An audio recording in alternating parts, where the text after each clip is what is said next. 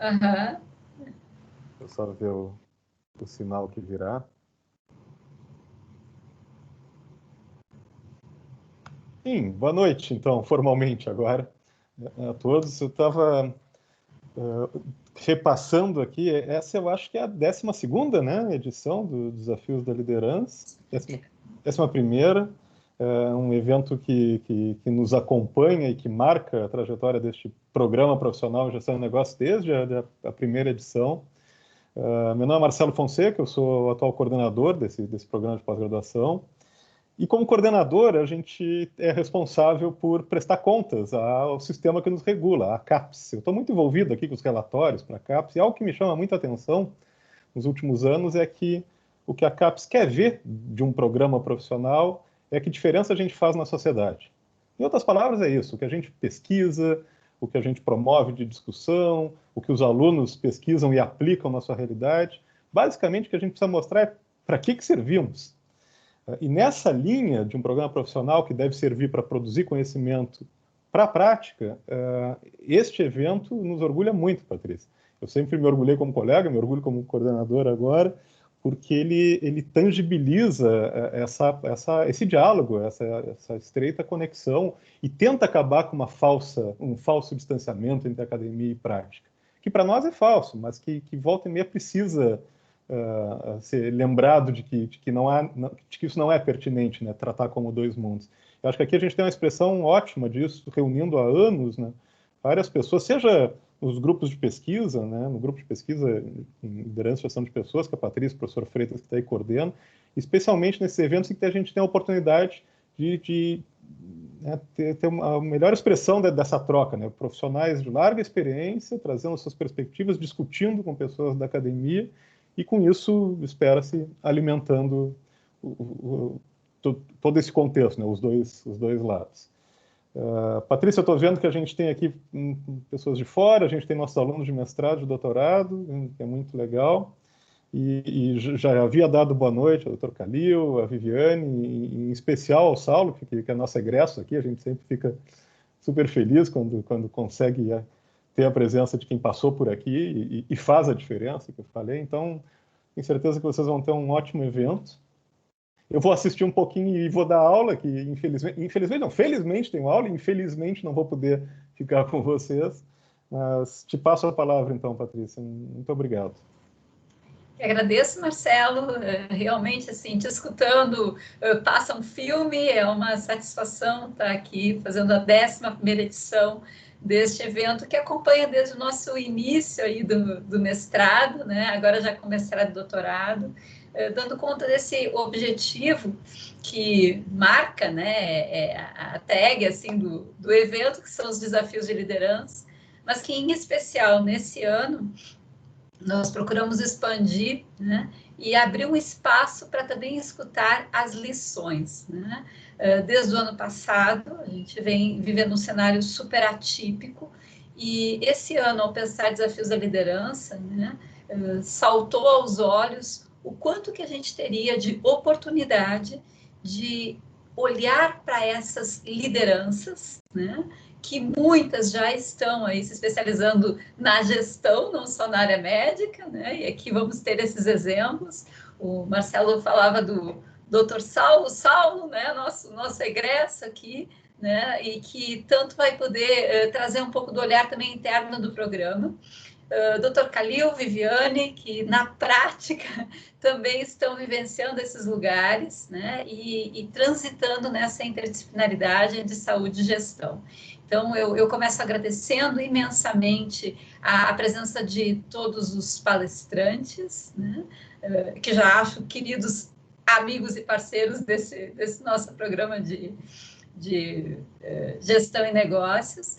Também a todos os participantes de vários cursos, temos aqui os mestrandos do Gestão e Negócios, do Gestão Educacional, os nossos doutorandos, a primeira e da segunda turma, um grupo que se amplia dos nossos convidados também, então sejam todos bem-vindos, além de professores, sei que o Freitas está aqui, o Marcelo ainda está, né, que vão nos acompanhar. Então, dito isso, assim, eu gostaria só de reforçar essa saudação de boas-vindas. E se está bem para vocês, eu acho que a gente já pode colocar o pé na discussão do tema, né? E nessa discussão do tema, eu gostaria de reforçar um pouco, né, o porquê trazer a área da saúde para falar de liderança nesse contexto. Né? Quero fazer uma menção também a algo que nos aproxima bastante do ponto de vista acadêmico e prático. Desde o final do ano passado, né, Viviane, a Unicinos e a Santa Casa estão numa parceria no projeto de Escola de Líderes, certo? E isso também foi nos dando os contornos do quanto essas áreas têm a conversar, a trocar e a realmente mobilizar experiências que são transdisciplinares. Eu tenho certeza que aqui nós temos lideranças que atuam em indústria, né, na área da educação, na área da tecnologia, serviços, e tudo isso vai poder parar e desfrutar dessa experiência, dessas lições, como eu estou chamando, que vocês vão poder nos oportunizar. A verdade é que esta pandemia, né, despertou nos líderes foco, e aí eu vou me situar em cima de uma contribuição do Avolio, que é um dos pesquisadores de maior reconhecimento no tema da liderança autêntica, que em 2020, né, ele pesquisa na Universidade de Washington, e ele trouxe uma matéria muito curta e de muito impacto, onde ele apresentou o que realmente importa para uma liderança fazer, né, num cenário tão adverso como o que a gente está vivenciando. E ele diz, olha, trabalhar com dados importa, né? As lideranças precisam acompanhar dados. E aí eu estou já provocando aqui os nossos queridos palestrantes, mas trazendo isso. Como é que é acessar esses dados, e dados que muitas vezes falam muito mais de restrições ou de frustrações até mesmo, né? Eu estou me baseando muito como leiga até, mas olhando, sei lá, aquilo que toda hora a gente vê, olha, a vacina não está tão alta, mas em compensação, né, as mortes são altas. O Saulo há pouco me comentava, olha, estamos um pouco melhor na questão dos leitos, mas parece que nem tanto assim, né? Então, trabalhar e olhar para dados é um pilar que precisa ser dado conta. Ele fala também no segundo pilar, que é a questão da clareza, né? Líderes precisam ser claros, então eles têm esses dados e eles têm que ter a capacidade de levar da melhor maneira possível isso para o seu grupo, né? Para a sua equipe. E aí eu também fiquei pensando muito, Viviane, baseada nas nossas conversas, nesse amplo grupo que forma uma equipe de trabalhadores da saúde dentro, vou pegar assim, mais dentro da realidade, uma CTI Covid hoje, né? Então, desde profissionais mais da base técnica até pessoas super especializadas, enfim, uma cadeia muito ampla. A clareza da liderança, ela não é uma clareza óbvia, é uma clareza que vai exigir empatia, porque precisa pôr em diálogo diferentes interlocutores. Prometo não me alongar muito, mas eu gostaria de trazer esses 5 pontos para que a gente pudesse escutá-los com bastante pertinência, né? Outro elemento que ele vai apontar, o terceiro elemento, diz justamente a questão da boa vontade. Ele refere muito esse papel do líder em ter uma atitude de boa vontade, que é o melhor exemplo para que equipes respondam também com boa vontade, mesmo, né, diante de situações de extrema frustração. E me parece que dentro desse nosso 1 ano e pouco, não há nada mais ilustrativo de frustração do que a vivência cotidiana com a dor e com a perda, né? O outro ponto que ele vai trazer é a justiça, as escolhas, a decisão, e levar as pessoas que estão nesse entorno a compreender qual foi o critério de justiça aplicado. Em especial na área da saúde, e o que eu trago aqui são, de novo, provocações até para escutá-los, né? Me parece que esse senso de justiça ele é especialmente importante não só na gestão da equipe, mas nas próprias questões que vão estar atravessando o processo, né? Trazendo também leituras de mídia, mas aquilo, quem é que vai ter que ser escolhido na hora de que só tem como se diz, um aparelho de respirador, por exemplo, né? Como são feitas essas escolhas? Quem é que vai para aquela vaga ou para essa? Quais são os critérios de justiça que se evidenciam? Isso, segundo o Avolio, parte da liderança. E por fim, né, e não menos importante, mas o quinto elemento que ele vai trazer é a capacidade de gerar esperança. Olha, aqui a gente para, escuta, eu já me calo, porque é daí que eu quero convidá-los a falar, né? Como ser um líder que gera esperança numa situação, num cenário de tantas restrições, né? E de restrições naquilo que mais diz respeito à existência humana, né? As situações de vida e de morte. Então, muito obrigada, desculpem se eu me alonguei, mas eu gostaria de ouvi-los, quem sabe a partir daí. Muito bom. É uma aula, eu vim aqui, né, agradecer primeiro essa oportunidade de estar com vocês, de poder aprender cada vez mais com a Patrícia, que é uma querida aí que a gente está há alguns meses trabalhando, né, e depois vou ter que estudar bastante sobre o avolho, me interessei muito pelo conceito dele.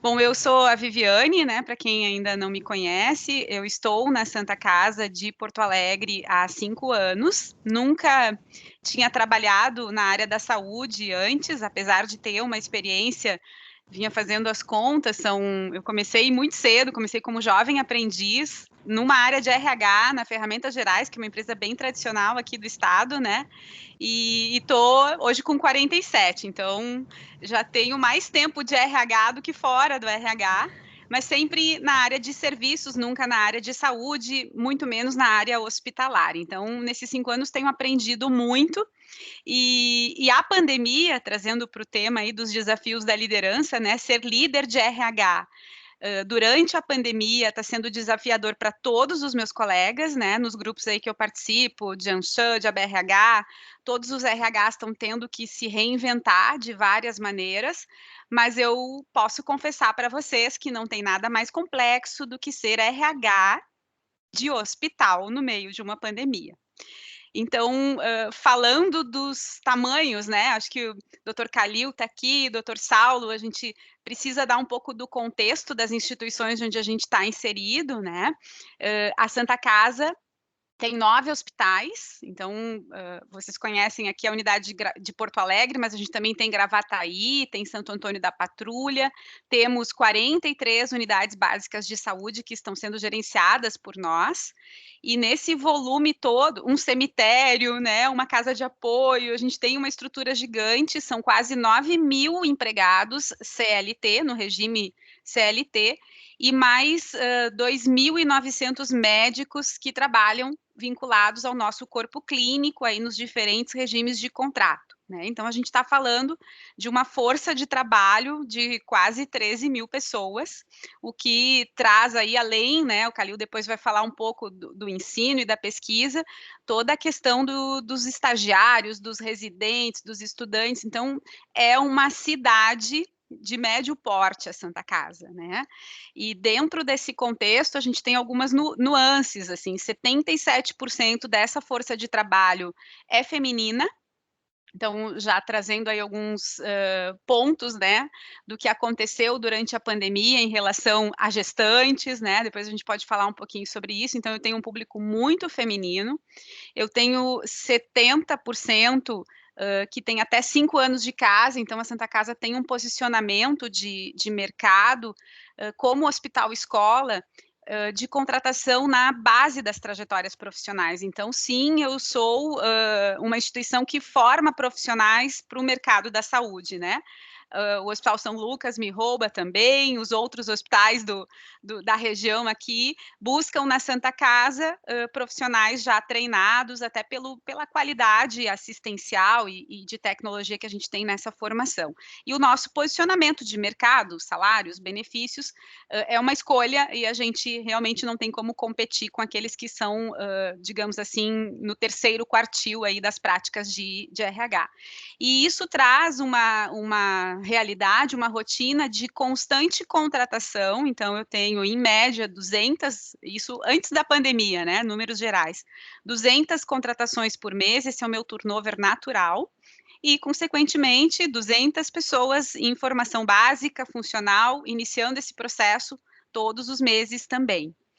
A pandemia mudou todo o cenário. A gente teve que ampliar o nosso quadro de forma significativa, né? A Santa Casa ampliou leitos, tanto leitos de UTI quanto leitos clínicos, né? Para atender Covid.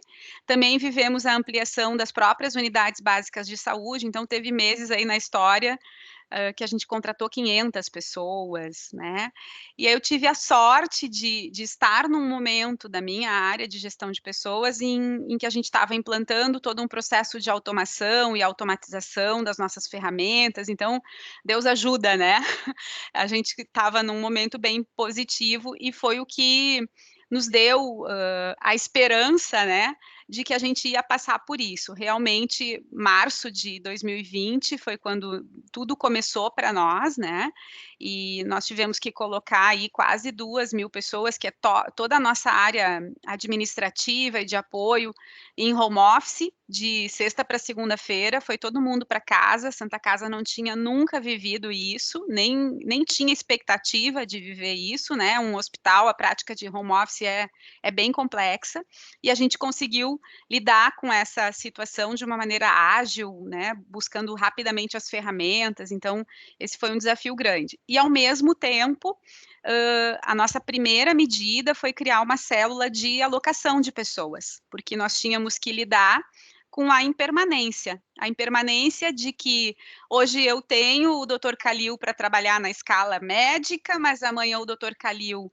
tem uma suspeita, né, de Covid, ou ele vai ter que esperar o período lá para fazer o teste, então eu não posso contar com ele na escala. Quem vai cobrir o Dr. Calil? E essa impermanência constante entre médicos, enfermeiros, técnicos, fisioterapeutas, que eram a nossa maior preocupação, né? As preocupações eram 3, né? Pessoas, recursos, né? Depois vamos falar aí dos ventiladores, respiradores e medicamentos, né? Essa parte eu vou deixar aí para o Dr. Calil falar um pouco mais, que é a praia dele, né? Mas essa célula de alocação de pessoas e de garantir a operação, né? O funcionamento das áreas foi bastante complexa.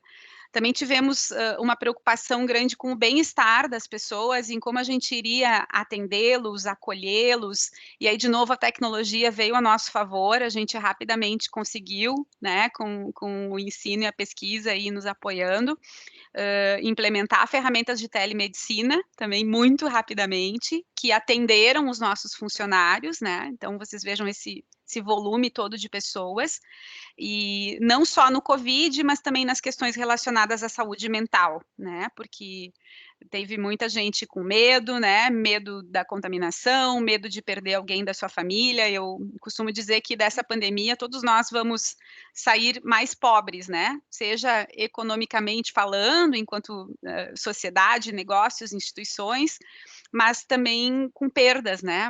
Pobres no sentido de perdas aí de pessoas queridas. E isso, quando a gente está dentro do hospital, as pessoas também têm o vínculo com os pacientes, né? Tem que lidar com a frustração de não ter conseguido cumprir aí com, né? Salvar a vida da pessoa. Então, a gente teve uma preocupação muito grande em estruturar ações nesse sentido.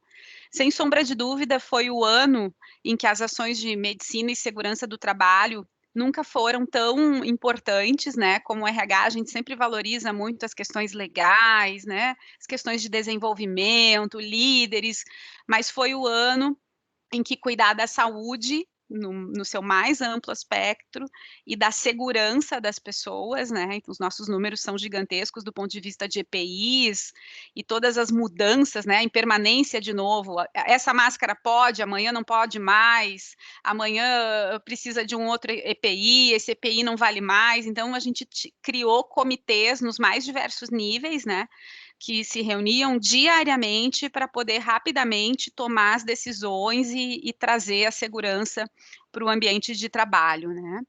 Nós temos também uma preocupação grande com o bem-estar das pessoas do ponto de vista físico. Então, no meio da pandemia, a gente conseguiu inaugurar 3 espaços que a gente chama, um projeto lindo que nós temos, que é o Carinho com Quem Cuida, onde a gente tem aí patrocinadores e investidores que nos ajudam muito, e a gente cria espaços para que as pessoas possam ter áreas de descanso, né?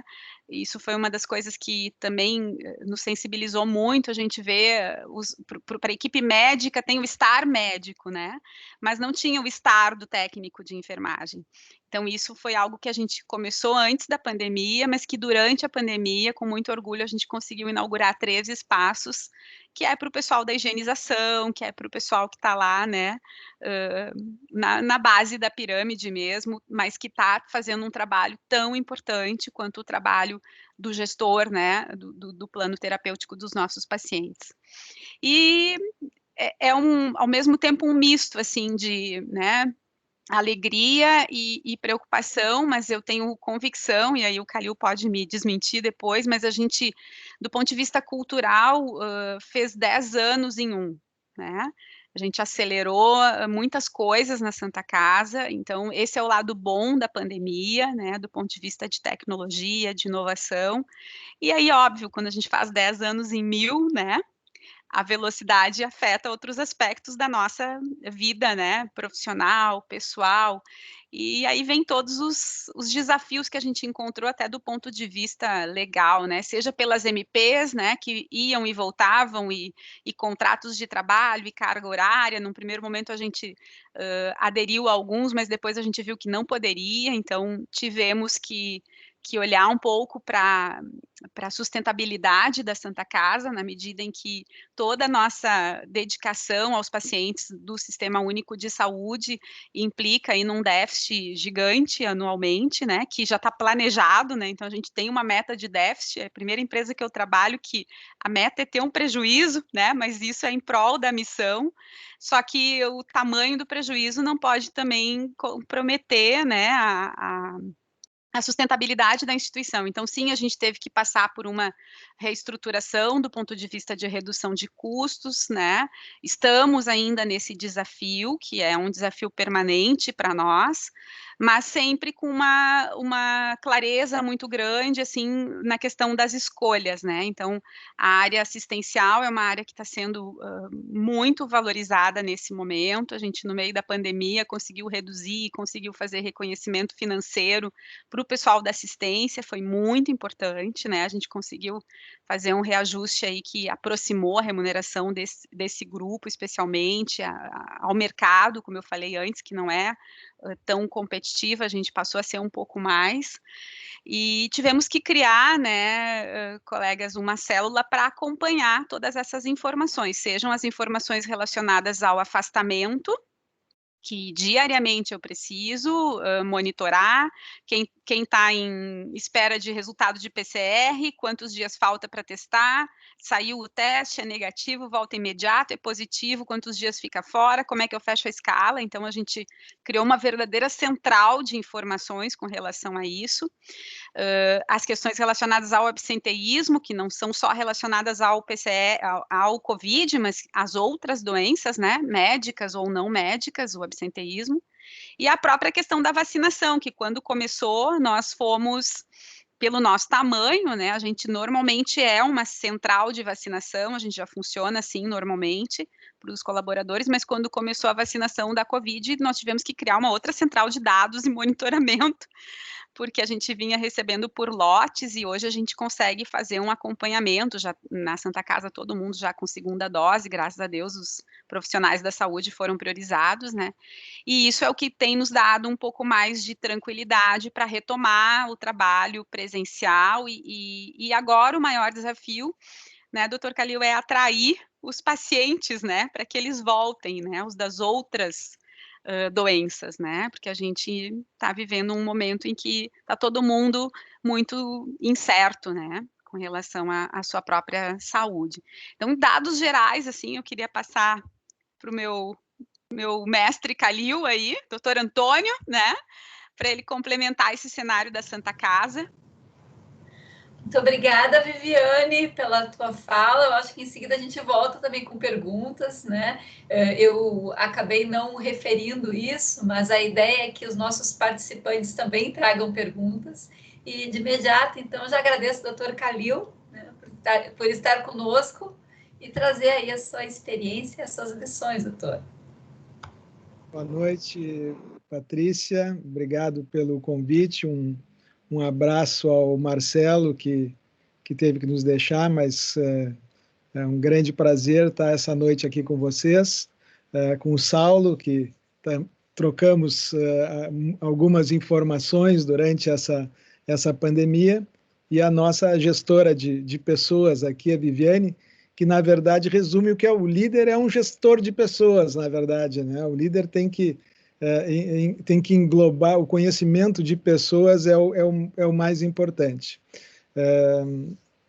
Claro que a Viviane já resumiu um pouco de tudo aí em relação à Santa Casa, que é uma instituição de mais de 217 anos e que atende 70% pacientes do SUS, com um prejuízo de mais de 130 milhões ao ano, e aí nós temos que atender 30% de pacientes de convênios, de particulares, para suprir esse problema que a gente tem com o SUS. Isso realmente é uma situação ímpar que faz com que a Santa Casa, depois do governo federal, do estado e do município, seja o maior financiador do SUS no Brasil. É realmente impressionante esse dado, especialmente se a gente comparar com outros hospitais públicos que recebem 5, 6 vezes do valor que nós recebemos do SUS para atender praticamente a mesma quantidade de pacientes. Mas o meu mestre na França, Henri Bismuth, meu mentor, eu gosto de repetir porque ele diz que as coisas na vida acontecem por acaso, ou por necessidade, ou por ambos. Mas eu não imaginava que eu teria um acaso assim tão grande na minha vida, porque eu tinha assumido há pouco mais de 8 meses a direção médica de ensino e pesquisa da Santa Casa, e me deparei com essa guerra, né? Com essa situação, a maior crise sanitária e humanitária de todos os tempos, aí, que nós tivemos a infelicidade de estar vivendo, mas que eu acho que a Viviane tocou bem no ponto de que a gente teve capacidade, está tendo capacidade de se superar, evidente, com um drama gigantesco de muitas famílias, de inúmeras mortes, mas eu acho que nós estamos, especialmente aqui no Rio Grande do Sul, a gente teve uma resposta muito boa de todos os hospitais em relação a essa crise. Na Santa Casa, a gente tem um hospital de ensino de muito tempo, né? A faculdade, a URGS, a primeira universidade, nasceu na Santa Casa, e a UFSPA, a Universidade Federal de Ciências da Saúde, é a terceira faculdade do estado, também nasceu na Santa Casa. E muitos dos professores que foram para a PUC também eram oriundos da Santa Casa, né, Saulo? Então, realmente, o ensino no Rio Grande do Sul, na área médica, passa pela nossa instituição. E hoje a gente continua nesse mesmo caminho, já que a gente tem alunos de graduação, embora a Universidade Federal de Ciências da Saúde seja a universidade que a gente mais tenha relação, porque são praticamente unidas, né? Nós temos alunos de todas as universidades do estado, da área médica, que passam na nossa instituição, temos mais de 400 residentes, e a Santa Casa acabou se transformando nesses últimos 30, 40 anos, numa referência na área de complexidade, né? Nós fazemos cirurgias de transplantes cardíacas, cirurgias de câncer, então acabamos nos transformando realmente num hospital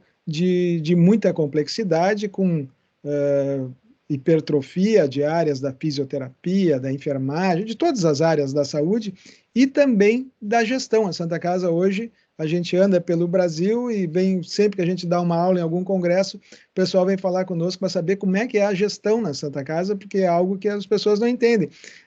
Como que a gente já sai no mês devendo 10 milhões, né, para sustentar o SUS. Então, bem, gente do Brasil... Desculpa, doutor, eu fico pensando, a partir da sua fala, que muitos dos nossos ouvintes estão interessados nessa questão também. Estaremos prontos para responder o interesse deles. Mas, com toda essa complexidade aí, nós nos vimos lá em meados de março, né, do ano passado, nessa situação que eu comentei antes, dessa crise terrível, dessa verdadeira guerra que a gente estava passando. E embora no início a Secretaria Municipal de Saúde nos determinou para continuar atendendo as outras situações de saúde que não paravam naquele momento, nós começamos a nos preparar, porque a gente sabia, a gente via o que acontecia na Europa, nos Estados Unidos, em Nova York, aqueles dramas, né, que a gente via de containers, e então nós nos preparamos porque sabíamos que ia chegar esse momento. E logo no início, como a doença era, inicialmente, se pensava que era exclusivamente pulmonar, nós determinamos o Hospital Pereira Filho para ser o nosso hospital de referência nessa área. Depois, hoje a gente sabe que é uma doença com múltiplas, comprometimento de múltiplos órgãos, né? Mas na época a gente pensava que era o Pereira Filho, e por ser uma referência na área de pneumologia no Brasil, nós resolvemos que o Pereira Filho fosse o nosso hospital de referência. Mas é claro que com a doença aumentando, nós vimos que só aqueles leitos não seriam suficientes. Então, a Santa Casa tem uma característica que é sempre trabalhar em conjunto com a comunidade. A Santa Casa nunca deixou de prestar atendimento para a comunidade do nosso estado. A gente atende pacientes de todos os municípios do estado, de todos os estados do país, mas aqui para o estado do Rio Grande do Sul nós estamos sempre prontos e a gente sabia que seria necessário. E, claro, nós, com essa questão da questão financeira, nós julgamos que seria importante uma participação da comunidade nesse momento. E lançamos, então, numa ação muito grande do nosso marketing, da nossa direção geral, do provedor, uma campanha que era intitulada O Grenal Mais Importante da História. Eu acho que foi uma das poucas vezes que Grêmio e Inter se uniram para lutar por uma vitória num outro campo, né? Então, acho que foi uma campanha realmente maravilhosa. A gente conseguiu arrecadar muito, tanto das empresas como de doadores físicos. A imprensa ajudou muito, e isso levou com que a gente, pensamos no início em fazer 80 leitos exclusivos para a Covid. No final, acabamos realizando 90 leitos exclusivos para a Covid, 90 leitos exclusivos para a Covid. Então, esse Grenal, a campanha do Grenal, teve um resultado realmente impressionante. E, claro, naquele momento, vocês lembram que lá no início até a máscara era discutível se era necessário ou não, né? Então, chegou um momento, e todos aqui devem lembrar, em que nós pensávamos que muitas pessoas achavam que era necessário um lockdown naquele momento no ano passado. E nós julgamos, nós tivemos numa reunião, que eu acho que o Saulo estava com a prefeitura, com a secretaria do município, nós julgamos que com esses nossos leitos não precisaria do lockdown naquele momento. E aí começamos uma campanha, que é uma campanha que a gente se orgulha muito, que é chamado Distanciamento Nos Une. Não é? Porque a questão de se distanciar, que até hoje é a verdade, né? Porque como a gente tem essa questão das vacinas ainda não completamente resolvida, infelizmente, no nosso meio, usar máscara, distanciamento físico, álcool gel, todas essas coisas a gente falava no ano passado e lançamos essa campanha, que eu acho que foi bastante importante e foi um ato assim que a Santa Casa precisava se posicionar na sociedade gaúcha em relação à importância dessas questões de prevenção, que é o que a gente podia ter naquele momento e, sem dúvida, é uma das coisas mais importantes.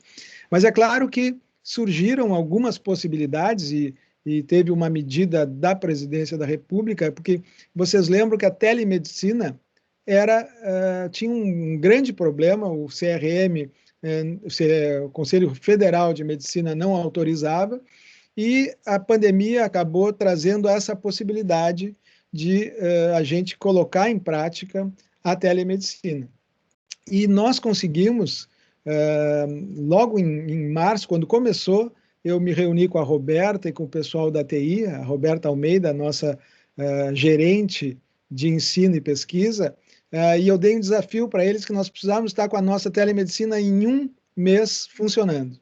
E realmente nós conseguimos colocar em prática com uma plataforma, que é a plataforma da Dr. Tis, que recebemos, inclusive, uma placa aí pela maior quantidade de atendimentos do SUS por essa plataforma, mas com a telemedicina, também a Viviane já falou, nós demos um atendimento não só para pacientes do SUS, porque isso foi uma das coisas. Nós começamos, Patrícia, atendendo os pacientes do SUS pela telemedicina.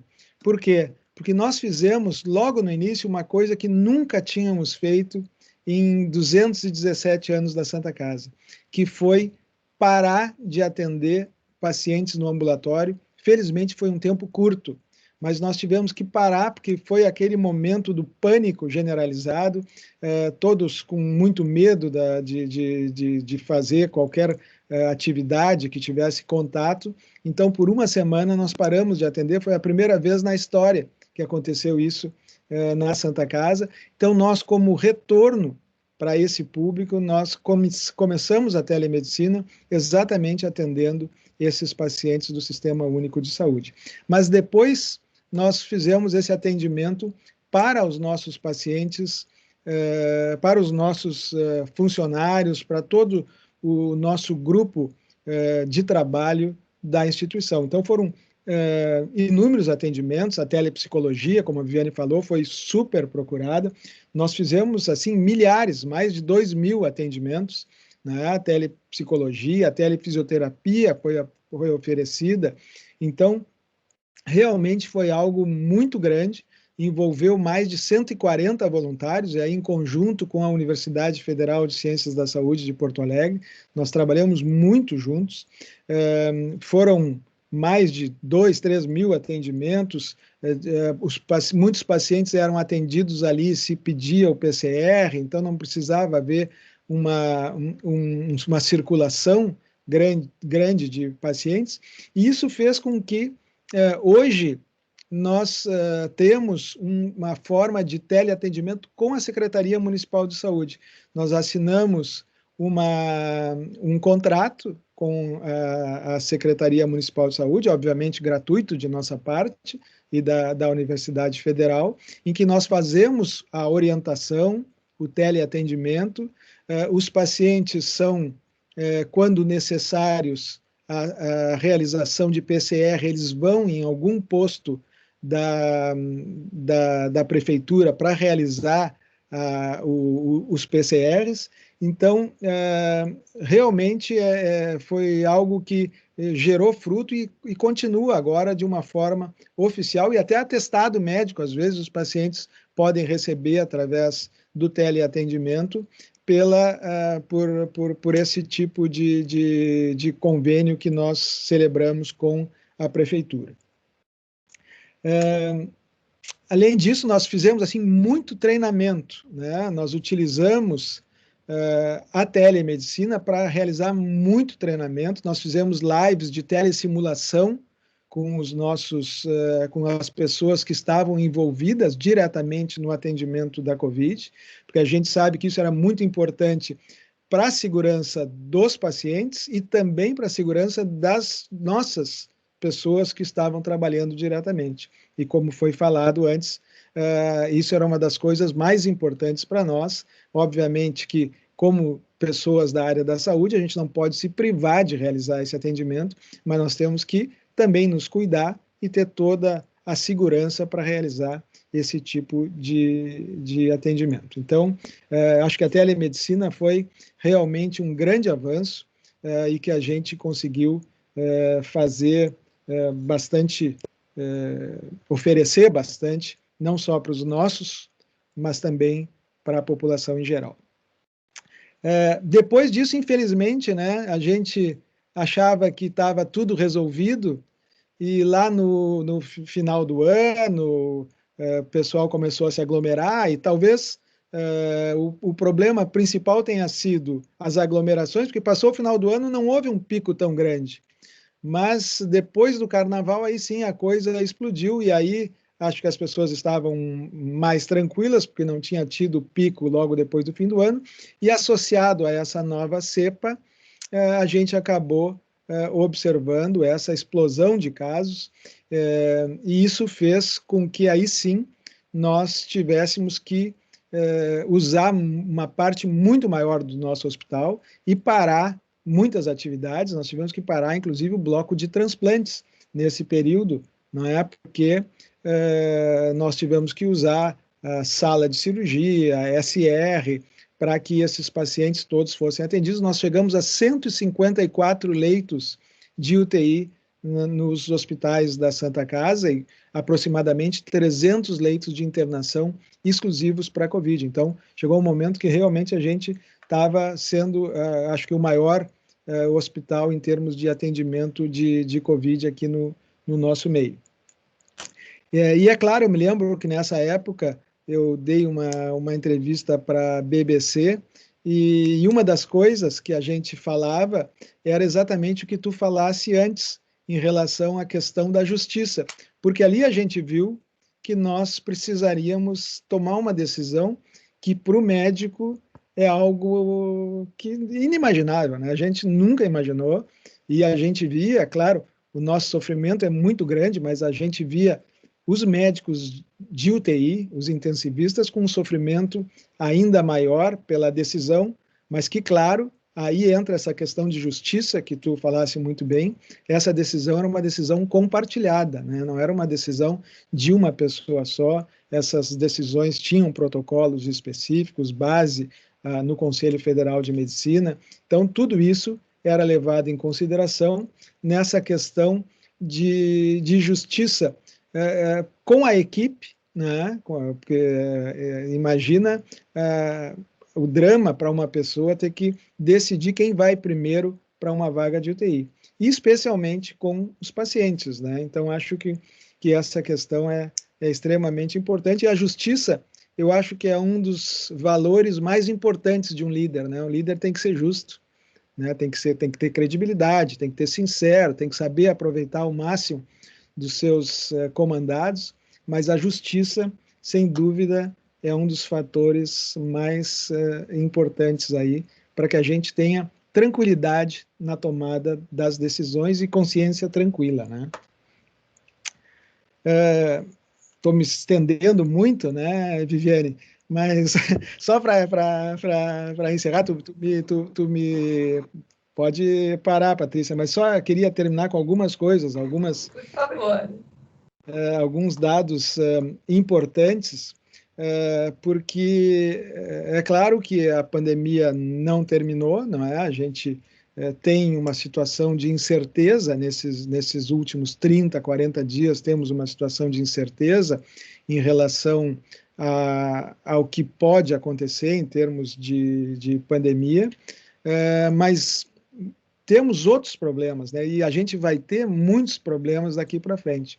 Nós vamos ter os problemas crônicos, né, ligados à Covid, né, das doenças crônicas, e isso vai ser algo que vai demandar um esforço muito grande, porque nós vamos ter que ter setores, talvez, específicos para tratar essas doenças crônicas, e, além do mais, o verdadeiro problema de saúde que está sendo já notado, que é a falta de atendimento de outras doenças, né? Nós vemos um aumento enorme de pacientes com câncer chegando com diagnósticos tardios, pacientes com doenças cardiovasculares tendo atendimentos retardados e, dessa forma, levando a mortes talvez que pudessem ser evitáveis, né?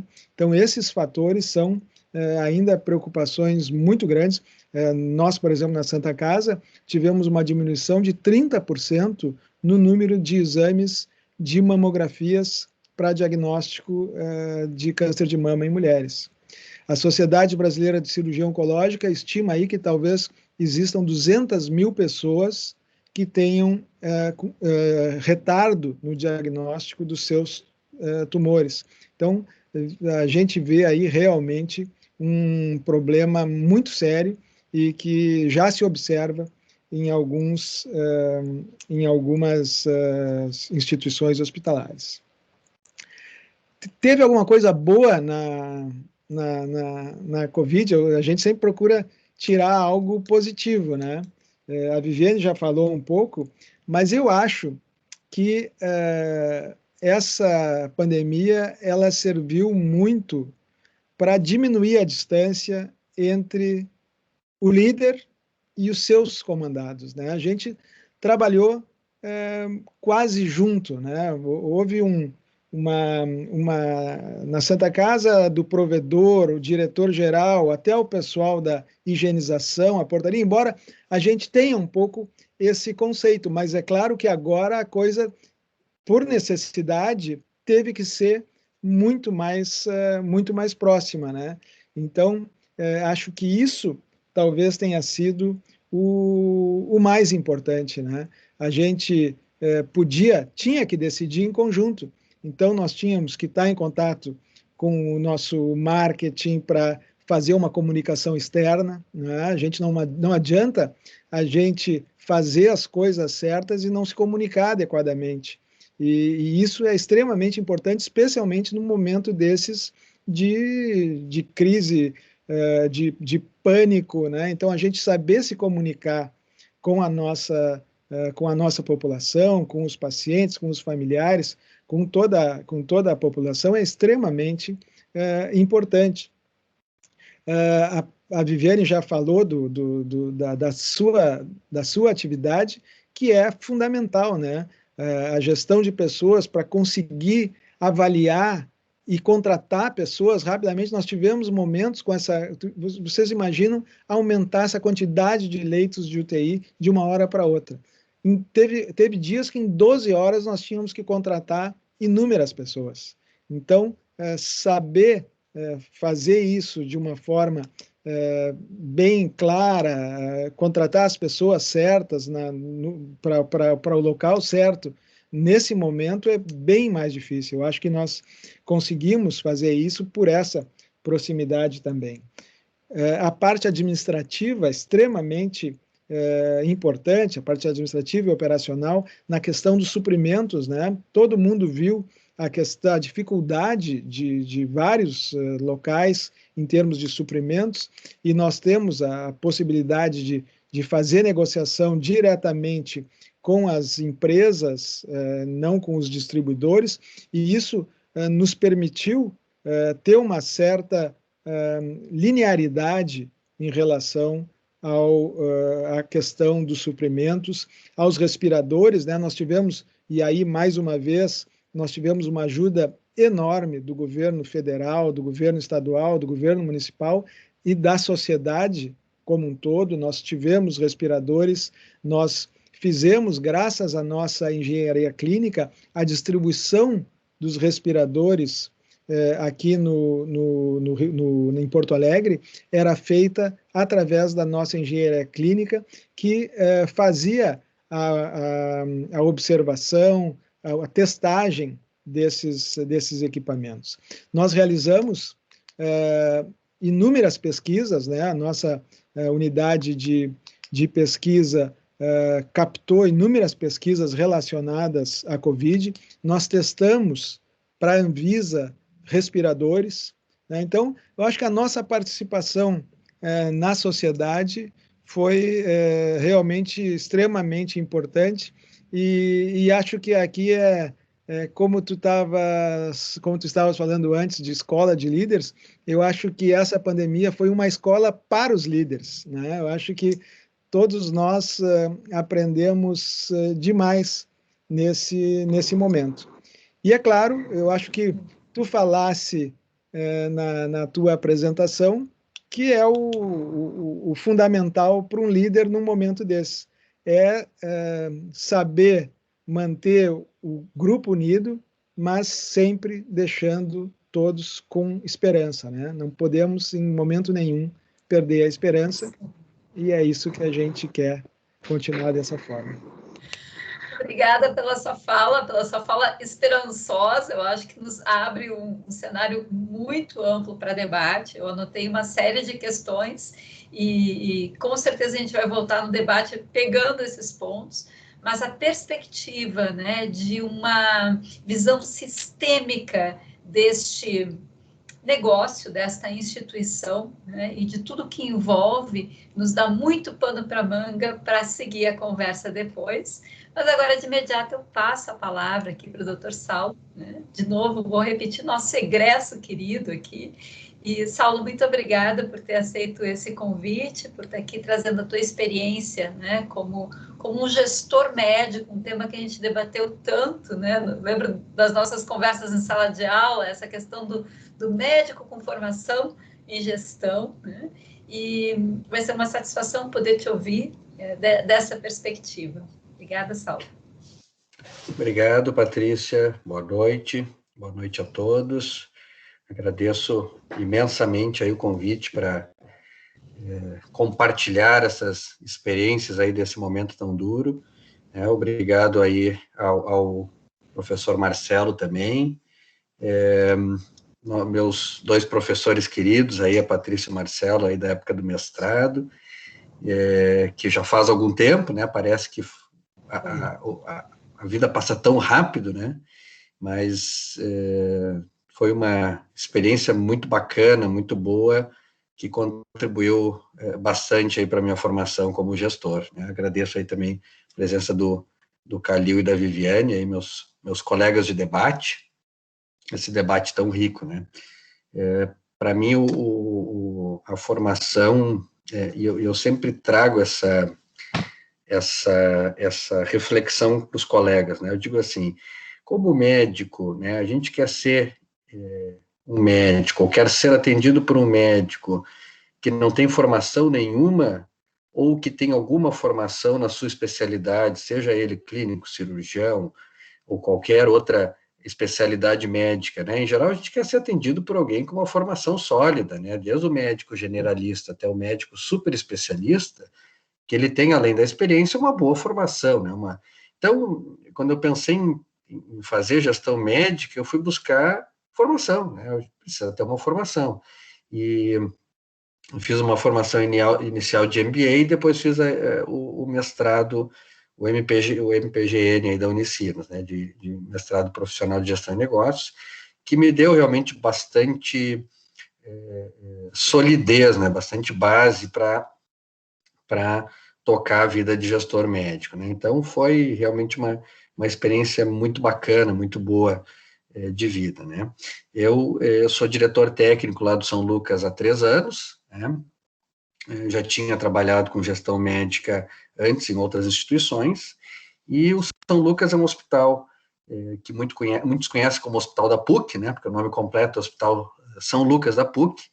É um hospital, então, vinculado à Pontifícia Universidade Católica do Rio Grande do Sul, um hospital de 400 leitos, um hospital que fez um reposicionamento recente, em torno de 1 ano e meio, bem no iniciozinho da pandemia ali, a gente, coincidentemente, fez o reposicionamento, se decidiu ali poucos meses antes da pandemia, com foco aí, passou a atender pacientes adultos, né, e com foco nas doenças aí de pacientes, então, adultos e idosos, né. Hoje é um hospital que está muito focado no atendimento de oncologia, cardiologia, neurologia, ortopedia, cirurgias várias. É um hospital bastante complexo, faz algumas cirurgias que poucos hospitais fazem, como cirurgia da epilepsia, poucos hospitais no Brasil fazem esse procedimento.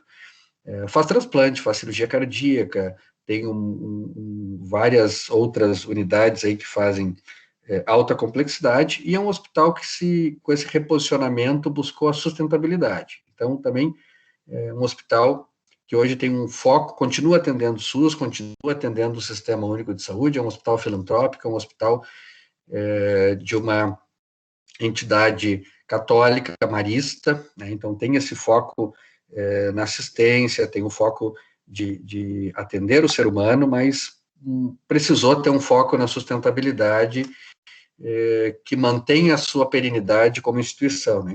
A gente costuma dizer, nós não temos, mexendo aí com o pessoal da Santa Casa, não temos 200 anos, mais de 200 anos, como tem a Santa Casa, né? O hospital é relativamente jovem, tem pouco menos de 50 anos, mas a instituição marista, né, o Instituto Marista tem mais de 200 anos, então a gente busca aí manter essa mesma perenidade que a nossa instituição fundadora tem, né? Nós estamos inseridos no chamado Campus da Saúde, né? Então nós temos ali, além do hospital, nós temos o Instituto do Cérebro, nós temos um centro de reabilitação, nós temos um grande complexo esportivo, né? Pouca gente que não frequenta sabe, mas nós tem um estádio de futebol na esquina ali do Hospital São Lucas, um estádio de futebol com arquibancada e tudo, né? Então, é um complexo muito grande, é uma instituição muito grande, né? Do outro lado da avenida, como a gente diz, tem a PUC, que é uma instituição muito respeitada, além de ser uma grande universidade, tem aí cursos extremamente bem ranqueados, classificados, em especial na área da saúde, né? Nós temos 2 escolas, a Escola de Medicina e a Escola de Ciências da Saúde da Vida, que contam com mais de uma dezena de cursos aí na área da saúde, onde, obviamente, o destaque maior é a medicina, que tem uma escola à parte e que utiliza muito o São Lucas como campo de prática para os seus alunos, né? Então, esse é o cenário, é o local onde eu trabalho, né? E venho trabalhando como diretor nesses últimos 3 anos. Quando a gente fala aí, e entrando na questão do nosso assunto maior de hoje, que é a epidemia e como trabalhar a liderança nesse momento de epidemia, de pandemia, a primeira coisa que eu gostaria de comentar é que quem não aprende com os fatos, quem não aprende com os erros, vai estar fadado a repeti-los, né? Nós tivemos uma grande epidemia, que foi, na verdade, chamada a gripe espanhola, há um século atrás. Quem quiser uma leitura muito boa, muito detalhada sobre o que foi essa epidemia, tem um livro chamado A Grande Gripe, The Great Influenza, em original inglês, do John Barry. Tá? Esse livro detalha de forma pormenorizada o que aconteceu na epidemia chamada gripe espanhola, que provavelmente se originou no Texas, não tem nada de espanhola, e ganhou esse nome porque, na época, a Espanha era um país mais democrático que os demais países da Europa, em função da guerra, e a imprensa lá estava livre para divulgar os fatos. Então, ela conseguiu, foi o primeiro país que fez a divulgação na Europa da epidemia de influenza, né, epidemia de gripe. Essa gripe levou 5%, aproximadamente 5% da população da Terra. Nós estaríamos falando hoje, se fossem dias de hoje, 350 milhões de pessoas, né? Teria levado os Estados Unidos inteiro, e mais um pouco ainda. E a coisa é impressionante, a gente vendo a história do que ocorreu, os estados que mais tiveram casos foram os que deram menos bola para o isolamento, para o uso de máscara, para a higiene. Os estados que tiveram menos casos foram os menos populosos e os que tiveram maior controle da mobilidade e da interface entre as pessoas, né? Então, realmente o contato, principalmente o contato descuidado, ele tende a aumentar o número de casos, né? Isso não tem como ser diferente, né? Isso é uma questão da própria epidemia, porque é assim que o vírus se propaga, né? Não tem outra forma. Então, essa é a primeira questão. Acho que a gente tem que aprender com os fatos do passado para não repetir os mesmos erros, né? Até podemos cometer erros novos, mas não vamos repetir os mesmos erros, né? Quando nós começamos a atender a epidemia, então nós estávamos tocando esse reposicionamento, essa reorganização do hospital, e a Secretaria de Saúde nos pediu, assim como a Santa Casa, o Calil comentou há pouco, nos pediu para que nós fôssemos uma referência não Covid, né, que nós ficássemos atendendo clínicas de Conceição, concentraríamos os atendimentos Covid, e nós, a Santa Casa, concentraríamos os atendimentos preferencialmente não Covid, né? Nesse momento, a gente viveu que todos devem lembrar, uma grande crise de EPIs. Nós não tínhamos equipamentos de proteção individual à disposição no mercado. A gente tinha o hospital tinha seu estoque, a gente tinha um pequeno estoque interno, mas era uma loucura, faltava máscara, faltava luva, faltava, assim, que se imagina, aventais de proteção, uma doença que ninguém conhecia direito, então ninguém sabia exatamente o que era o equipamento mais adequado. A gente sabia que tinha que se proteger, mas não sabia exatamente como e o que fazer para evitar da forma mais adequada. E fomos aprendendo com o passar do tempo. Aí nós tivemos, então, acho que a primeira lição, né, em relação à pandemia, que é usar a inovação, usar o que a gente pode fazer de diferente de novo. Como se tinha dificuldade de conseguir máscara, a gente desenvolveu lá no Tecnopuc, que é digamos assim, o órgão da PUC lá de tecnologia e que tem mais de 120 empresas, startups, no seu campus. Eles têm alguns laboratórios que desenvolvem produtos e fazem impressão em 3D. Então, eles começaram a imprimir aqueles face shields que muita gente viu aí na pandemia, hoje menos usados, mas que naquele momento nos ajudaram bastante. Eles começaram a imprimir impressoras e montar face shields e distribuir para nós, assim, as centenas, né? A gente encomendava, assim, para a semana que vem eu preciso 500, aí daqui a pouco era mais 500, daqui a pouco nós pedimos, eles nos entregaram mais de 3.000 face shields, em poucos meses. Então, isso nos ajudou bastante a seguir a esse caminho de pandemia, né? E nós éramos, então, referência para o não-Covid, né? Isso aí foi uma maravilha, funcionou muito bem, talvez por menos de uma semana. Porque um belo dia, nós chegamos no hospital de manhã cedo e o pessoal já ligando, desde 6 e pouco da manhã, 7, o que aconteceu? Não, a gente está com o paciente no andar que não está muito bem, estou com dificuldade porque não tem leito na UTI. Nós tínhamos até então 14 leitos de UTI. Covid, que quando eu saí na noite anterior, tinha leito vago.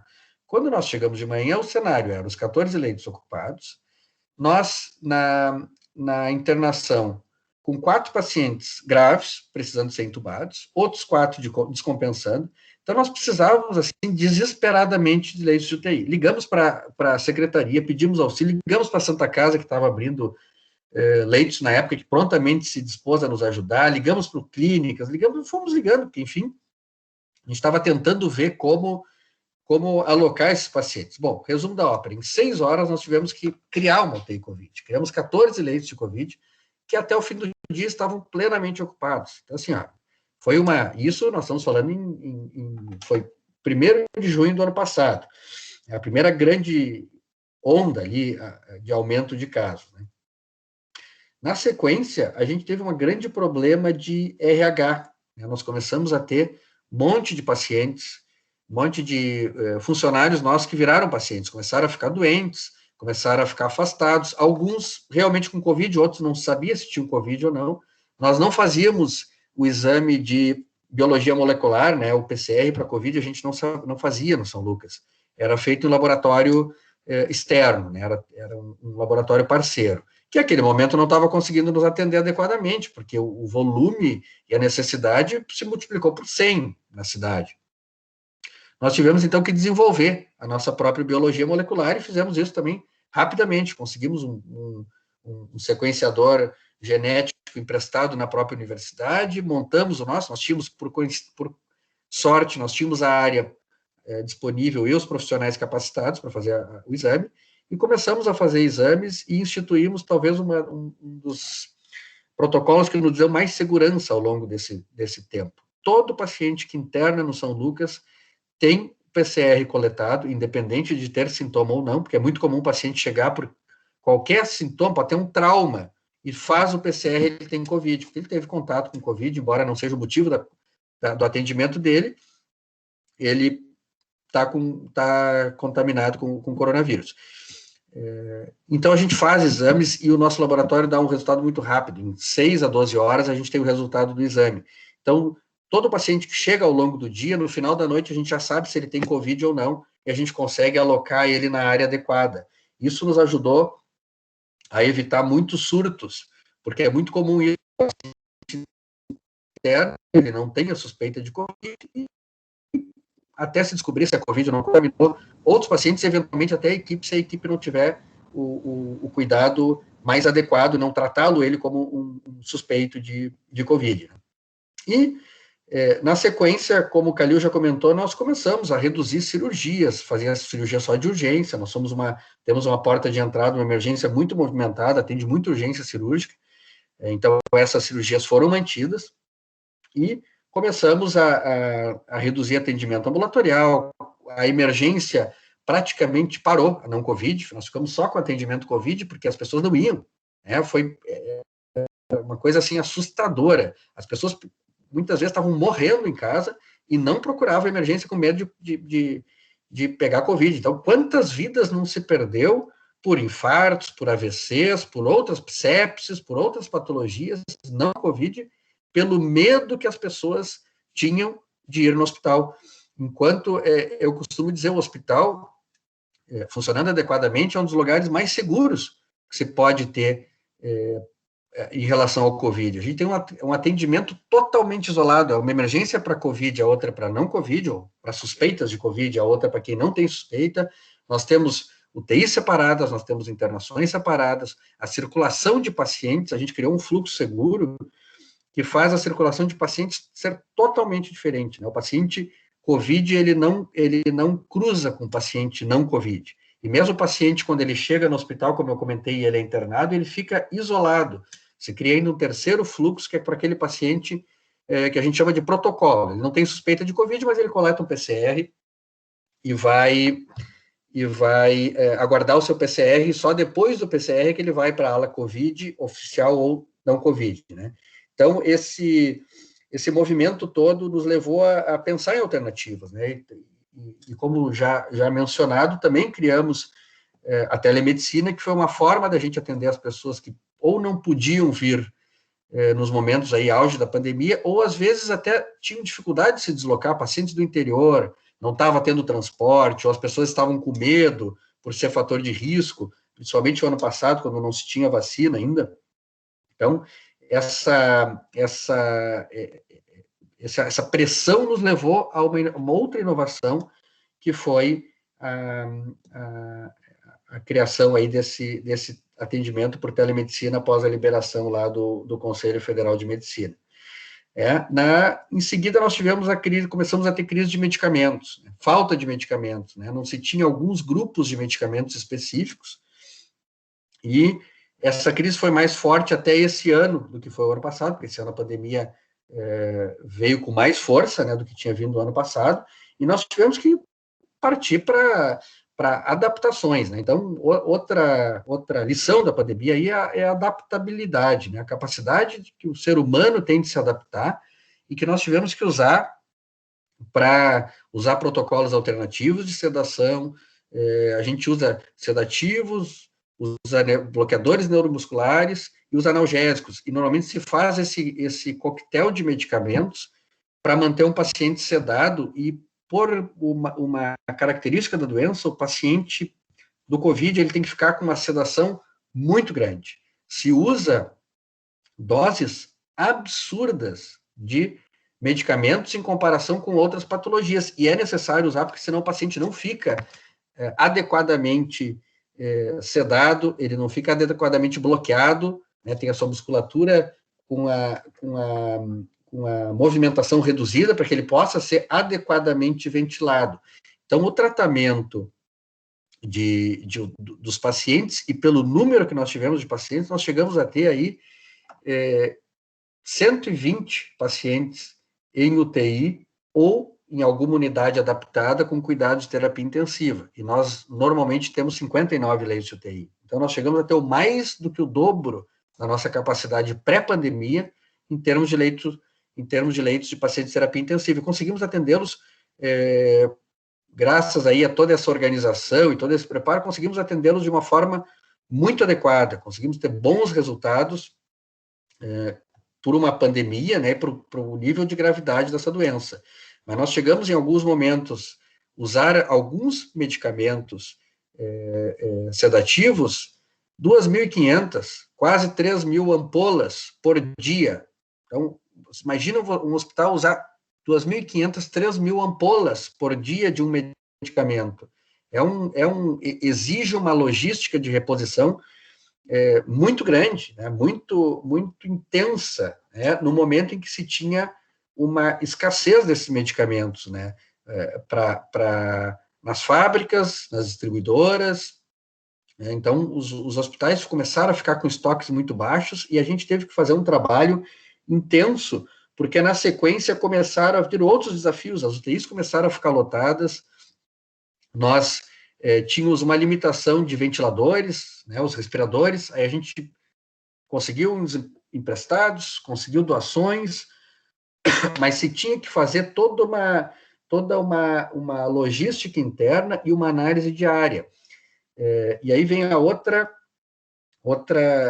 lição, né, da pandemia, que é a necessidade de ter resiliência, né, de todas as equipes, das lideranças do hospital como um todo, e também da presença, né? Nós fazíamos reuniões diárias com todas as lideranças do hospital. Durante 2 semanas, nós fizemos reuniões diárias, sábados, domingos, feriados, todos os dias, no horário do meio-dia, a gente se encontrava e fazia um balanço.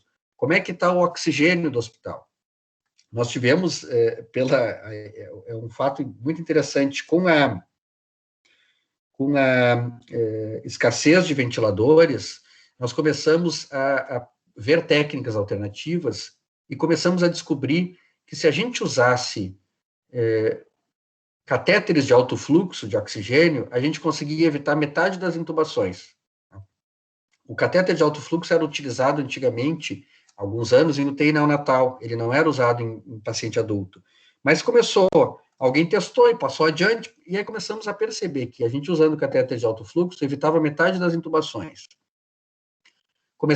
Aí não tinha catéter de alto fluxo, porque ele precisa todo o equipamento que umidifica o oxigênio, que turbilhona e que dá o fluxo, que em vez de usar um catéter a 2, 3, 5 litros, ou uma máscara com oxigênio que pode usar aí 15 litros, a gente consegue dar 60 litros por minuto, 70 litros por minuto. Então, isso é uma quantidade de oxigênio muito grande, né, que faz com que se evitasse uma série de necessidade de ventilação mecânica.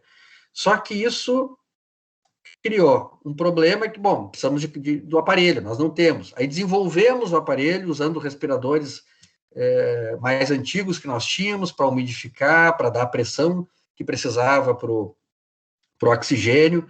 Aí não tinha o chamado blender, que é uma pecinha lá que mistura o oxigênio e o ar comprimido. Aí o Tecnopuc, de novo, entrou em ação, imprimiu nas impressoras 3D os blenders. Então, imprimiu os blenders, a gente montou equipamentos, chegamos a ter aí mais de 20 pacientes simultaneamente em alto fluxo. Só que aí, as externalidades, né? A gente resolve um problema e cria outro. Quando se coloca 25 pacientes recebendo 70 litros por minuto, o consumo de oxigênio disparou. Enquanto um respirador consome 10 litros por minuto, esses nossos alto fluxo estavam consumindo 7 vezes mais. Então, nós chegamos a consumir, por dia, mais de 4 milhões de litros de oxigênio no hospital. Em geral, nós temos tanques grandes, é uma reserva boa, que duram aí de 7 a 10 dias. Então, semanalmente, o caminhão-tanque vai lá e abastece o nosso cilindro de oxigênio, tem um cilindro reserva, que também dá conta aí de um consumo aí de 2, 3 dias. Nós fazíamos abastecimento a cada 36 horas. Em vez de fazer a cada 10 dias, a gente estava abastecendo os tanques a cada 36 horas. A gente controlava o consumo de oxigênio e o reloginho de hora em hora. A gente controlava o caminhão-tanque, vinha de outra cidade, vem aqui da região metropolitana, a gente controlava o trajeto dele para ver se ele estava vindo mesmo, se ele ia chegar. Porque ficamos com medo que, caso o caminhão-tanque se acidentasse, não desse tempo deles mandarem outro. A esse nível de preocupação e estresse é que os nossos gestores chegaram, né? E assim como faltou respirador, nós tivemos aí menos bomba de infusão de medicamentos, menos monitores, porque precisava monitorar muito paciente, muito além da capacidade habitual do hospital, ao ponto de que alguns convênios queriam comprar leitos de internação de UTI, e nós dizemos para ele, ok, a gente aceita, mas desde que vocês tragam equipamento, porque nós não temos mais equipamento para ampliar nosso atendimento, e não temos como conseguir, porque ninguém estava vendendo, e quem vendia equipamentos de uma qualidade inferior por o preço que antes da pandemia tu compraria o melhor respirador existente no mercado. Então,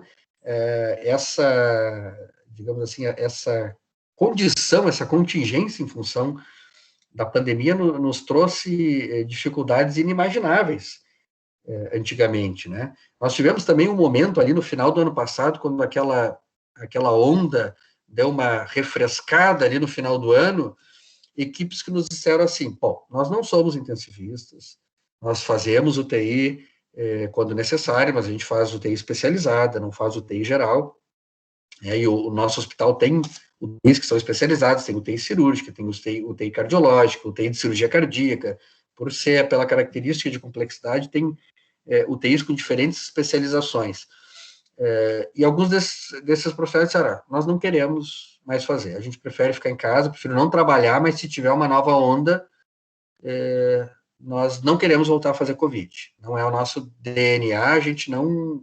É um tipo de paciente que a gente não quer voltar a atender, não temos mais condições. E nós, muito tranquilos, não vai vir nova onda, não. Então, no final do ano, a vacina está chegando, questão de tempo, aí alguns países já estavam começando a vacinar. Passamos ali o Natal, o Réveillon, janeiro, fazendo figa, pô, muito tranquilo, né? Terminamos janeiro, chegamos próximo ao Carnaval ali, tranquilidade absoluta. Quer dizer, não teve aglomeração de Natal e Ano Novo que fizesse qualquer efeito, né? E como o Calil comentou, né, quando nós chegamos ali em fevereiro, a coisa começou a mudar, e aí março e abril nós tivemos o pior momento, né? A cidade de Porto Alegre, o estado, o país inteiro, mas aí muito concentrado aqui na região sul nesse momento, né? Começou pelo norte, essa variante nova, a IAP1, que veio depois veio descendo e chegou até a região sul e chegou até a nossa cidade e nos trouxe aí uma realidade absurda, né? Nós chegamos até em Porto Alegre quase 1.200 pacientes precisando de leitos de UTI. Nós chegamos aí nesse momento, como eu mencionei antes, no São Lucas, a ter 120 pacientes com necessidade de UTI, sendo que desses 120, 100 eram Covid, né? Ou até mais, um pouquinho mais de 100 eram pacientes de Covid que precisavam de cuidados de terapia intensiva. Então, isso estressou as equipes de uma forma absurda, né? Nós tivemos, nesse meio tempo, daqui a pouco entrava um colega sendo entubado na UTI. Teve um dia específico que uma equipe disse, nós queremos ir embora. Ele teve um colega médico que morreu naquele dia. Eles tinham perdido já alguns pacientes, foi talvez a pior semana ali da pandemia, entre o final de março e início de abril, e a equipe disse, nós queremos ir embora, nós não queremos mais ficar, né? E nós lá no início da pandemia tínhamos criado, em conjunto com a psiquiatria do hospital, uma iniciativa chamada Conta Comigo, tá? Que esse Conta Comigo. Era um atendimento que inicialmente ele foi feito por vídeo, de psiquiatras para dar suporte psicológico e psiquiátrico, inclusive com medicação para quem precisasse, para os funcionários do hospital, para os colaboradores. Foi aberto depois até para a sociedade como um todo, para profissionais de saúde, mas o foco inicial era o nosso hospital. Esse grupo, na sequência, começou a fazer algumas intervenções nas equipes e nas unidades, porque percebeu que os profissionais não iam até lá, então eles foram até as unidades. E no fim a gente criou uma iniciativa juntamente com eles muito interessante, que foi uma sala de descompressão, que era o profissional tá nesse momento absurdo de tensão, acabou de morrer um paciente, era um colega, perdeu alguém conhecido, ele descia, ia para essa unidade que ficava ali nos ambulatórios, fazia uma rápida conversa, o psiquiatra estava lá presencialmente, fazia uma rápida conversa, 10, 15 minutos, e o psiquiatra, nesse meio tempo, avaliava se ele tinha condições de voltar ou não, e se ele precisava continuar tendo atendimento posterior. E isso deu um novo ânimo para a equipe, deu uma renovada na energia da equipe para conseguir continuar fazendo esse atendimento. Então, acho que outro ensinamento, e talvez o mais importante da pandemia, em termos de gestão, e principalmente em termos de gestão de pessoas, é o olhar para o ser humano, né, o olhar para esse profissional e a união das equipes. A gente sempre procurou trazer as equipes para trabalharem juntos, de forma multidisciplinar, médicos, enfermeiros, técnicos, fisioterapeutas, psicólogos e todos os outros profissionais de saúde que ficaram envolvidos nesse atendimento do paciente COVID, e seguimos assim, né? Montamos um ambulatório agora pós-COVID, que provavelmente o próximo desafio, né? Atendimento do COVID e das patologias não COVID. Nós montamos esse nosso ambulatório dessa forma, multidisciplinar, com uma união dos profissionais para trabalhar os pacientes que passaram pelo COVID e sobreviveram, para dar para eles uma condição de retomar sua vida, seja pela questão psicológica, seja pela questão física, respiratória, e por todos os sistemas aí do corpo humano que o COVID ataca, né? E é isso, Patrícia e demais. A nossa experiência ainda não acabou, né? Aliás, um ensinamento da pandemia, nós não sabemos se isso vai se repetir ou não, mas da pandemia lá de 1918, né, da gripe espanhola, é que lá durou 2 anos, né? O que no início da pandemia era um pouco assustador, 2 anos é muito tempo, nós já estamos quase chegando lá, né? Mais 6 meses nós estamos completando aí 2 anos dos primeiros casos.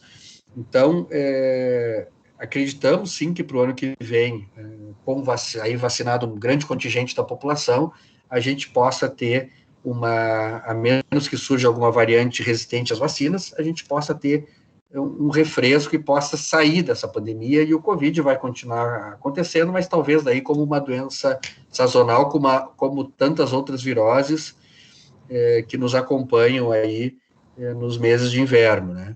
Mas realmente esses próximos 6 meses ainda podemos ter alguns sustos, podemos ainda ter ondas, por isso que a gente sempre tem reforçado essa questão da necessidade do isolamento, do uso de máscara, do uso de álcool gel, higiene de mãos em geral, né? E a gente trabalha isso muito forte, e o psicológico das pessoas é muito interessante, né? Às vezes a gente encontra um grupo de pessoas que está no seu momento de intervalo e estão lá em uma rodinha, 5, 6 pessoas comendo juntos, né? Assim, eu digo, gente, e o Covid, gente? Não, mas nós estamos almoçando. Não, mas o vírus não sabe disso. Ele não sabe que vocês estão almoçando. Então, almoçam um de cada vez, ou almoçem mais distante uns dos outros. Não dá para sentar todo mundo em volta de uma mesa como se fosse vida normal, né? Não pode ser assim. Então, essa questão de se manter esse distanciamento de uma forma, eu acho que tem que retomar a vida, as aulas retomaram, foi um ano muito sofrido, as crianças sofreram muito, os adolescentes, os jovens, todo mundo que foi privado da sua convivência normal, e todos nós fomos de alguma forma, uns mais, outros menos, sofreu muito, mas nós ainda temos alguns meses pela frente de cuidado para evitar que a gente tenha uma nova pandemia. E o grande problema dessas epidemias é que elas têm um crescimento, quando a onda vem com força, ela tem um crescimento exponencial, ela tem um crescimento de uma progressão geométrica, e nós não conseguimos montar leitos e equipes de UTI em progressão geométrica, a gente trabalha mais por uma progressão aritmética. Então nós trabalhamos para cada equipe, e as equipes em geral atendem 10 leitos, a gente precisa em torno de 40 profissionais, entre médicos, enfermeiros, técnicos, fisioterapeutas. Então, se vocês imaginarem, se nós chegamos aí a 1.000 leitos de UTI em Porto Alegre no auge da pandemia, um pouco mais que isso, Se nós dobrarmos para 2.000, e isso acontece muito rápido se a pandemia está descontrolada, nós precisaríamos um número absurdo de profissionais de saúde. Nós precisaríamos mais 4, 5 mil profissionais de saúde para atender esses 1.000 leitos adicionais. E nós não temos esses profissionais. Nós não temos equipamentos, nós não temos local adequado para atender, nós não temos profissionais, nós não vamos ter medicação para atender todo esse contingente. Então, a gente precisa controlar essa pandemia até que ela finalmente acabe ou se torne uma doença menos prevalente e menos letal. Obrigado.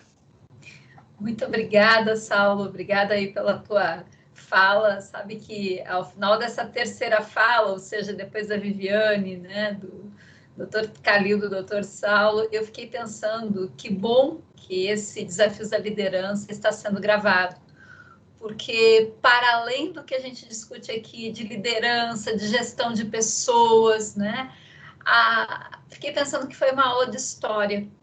Que bom que registramos tudo isso, assim, esses depoimentos tão genuínos, né, tão ilustrativos dessa nossa realidade. Porque às vezes a gente vê no jornal, né, vê no noticiário e tal, na mídia, mas ouvir de quem está do nosso lado, né? Há pouco lembrei, a Viviane também lembrou disso, que ela fez telemedicina, nós estávamos numa reunião de trabalho e eu já estava com sintomas, achando que era só uma gripezinha, né?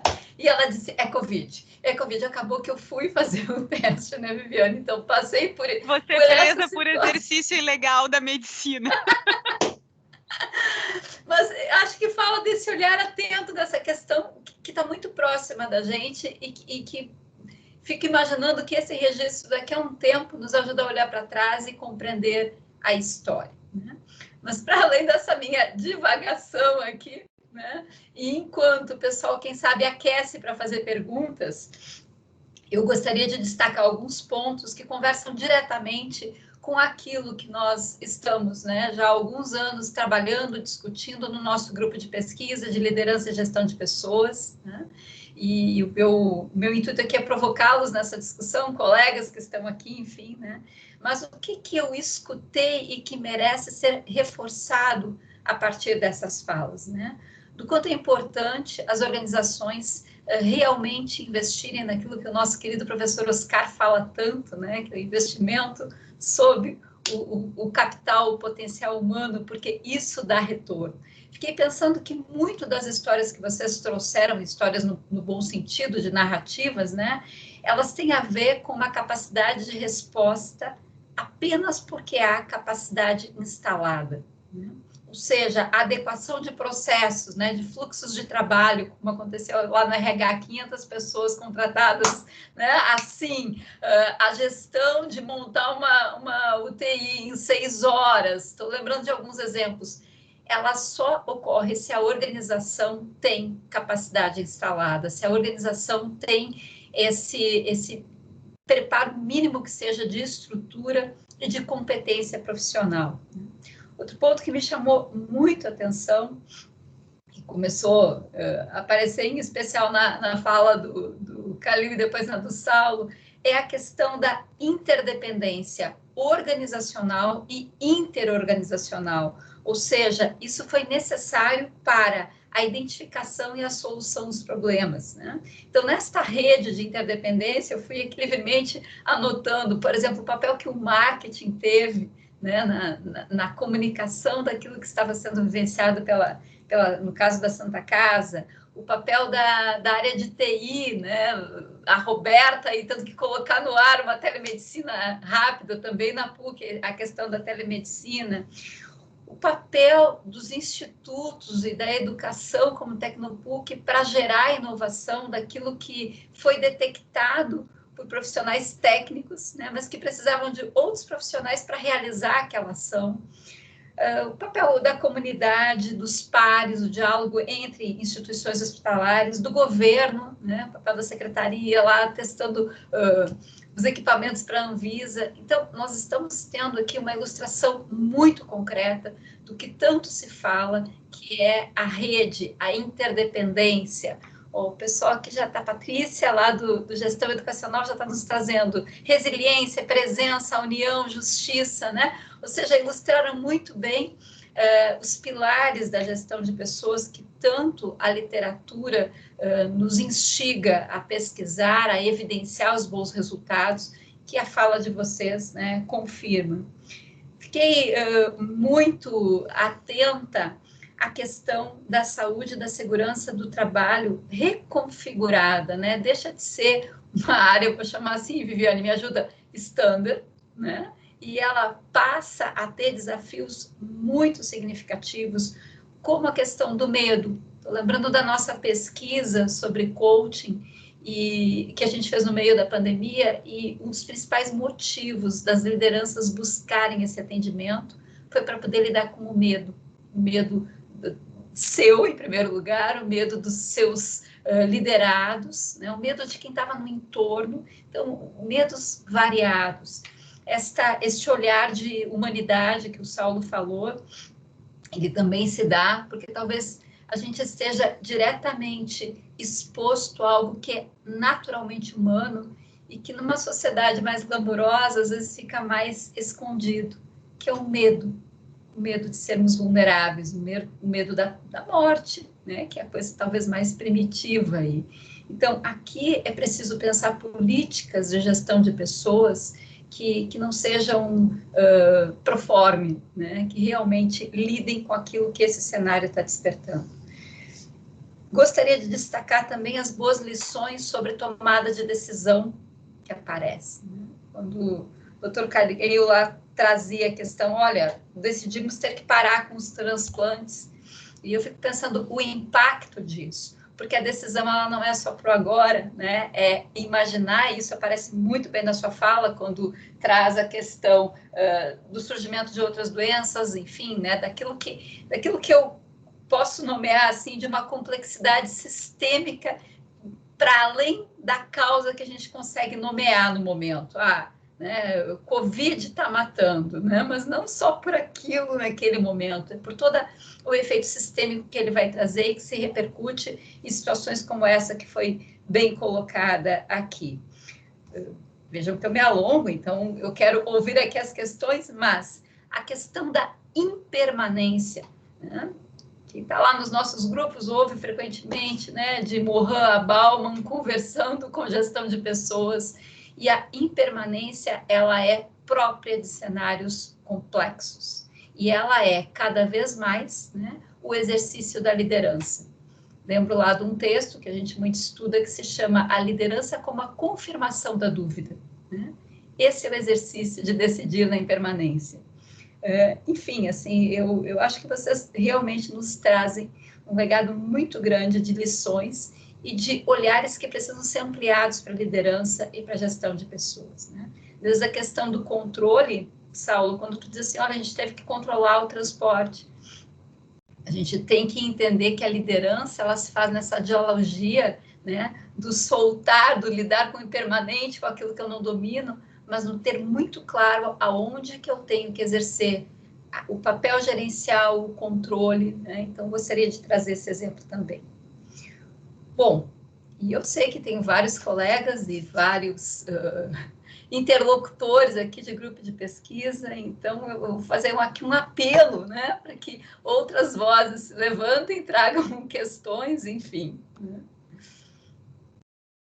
Ou mesmo os nossos palestrantes, se quiserem trazer mais algum elemento, alguma reflexão, o espaço agora é aberto para trocas e reflexões.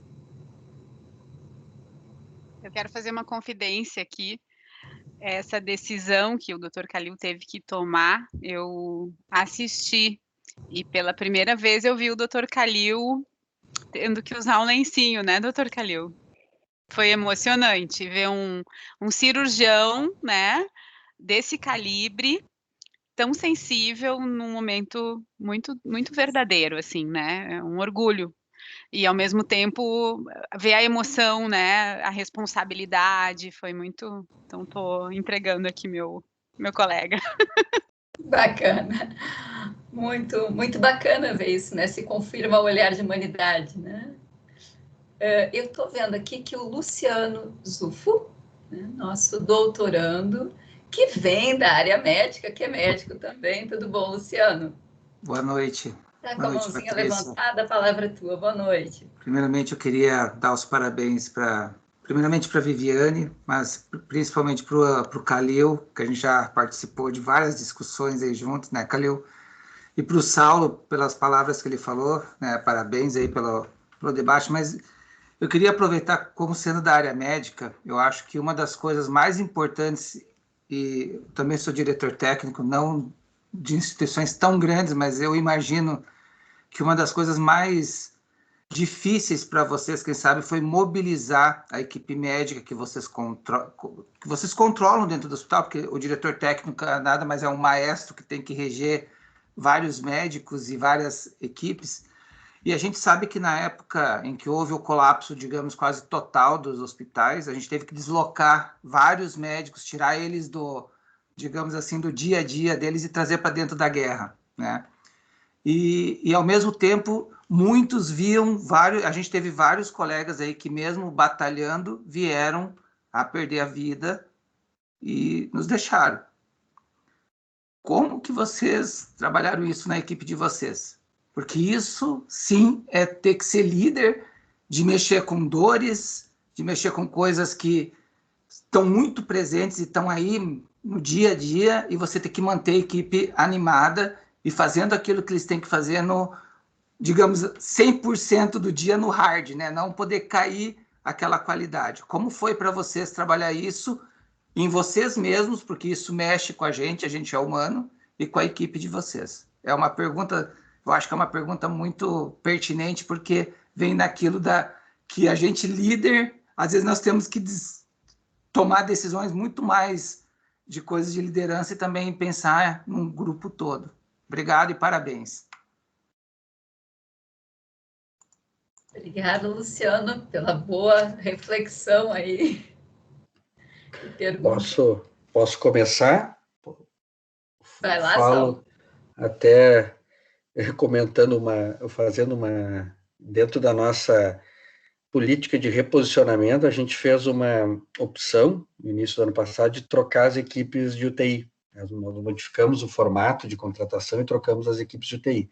E trouxemos uma gestão externa de uma empresa de fora do Rio Grande do Sul, uma empresa paulista muito conceituada na gestão de UTI, inclusive que já tinham trabalhado com o nosso diretor-geral.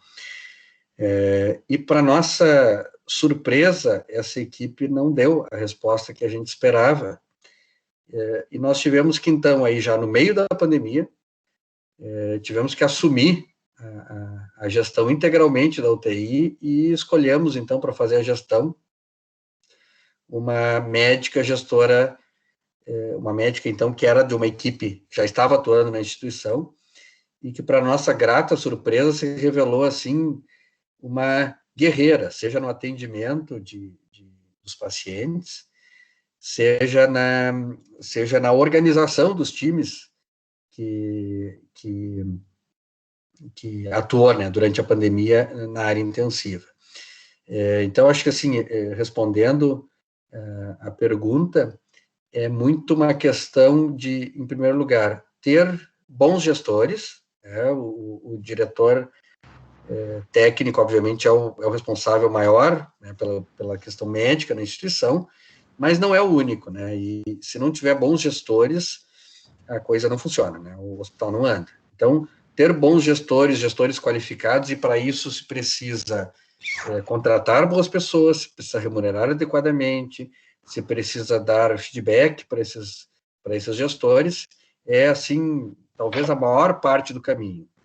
Outra situação, e outra questão bastante importante é aquilo que eu comentei antes, né? A presença e o diálogo, porque nada desanima mais um médico plantonista dele imaginar que está sozinho, né? Então, o que a gente fazia, né? Eu fiz a emergência, era lá no São Lucas, a emergência ficou um grande ponto de tensão.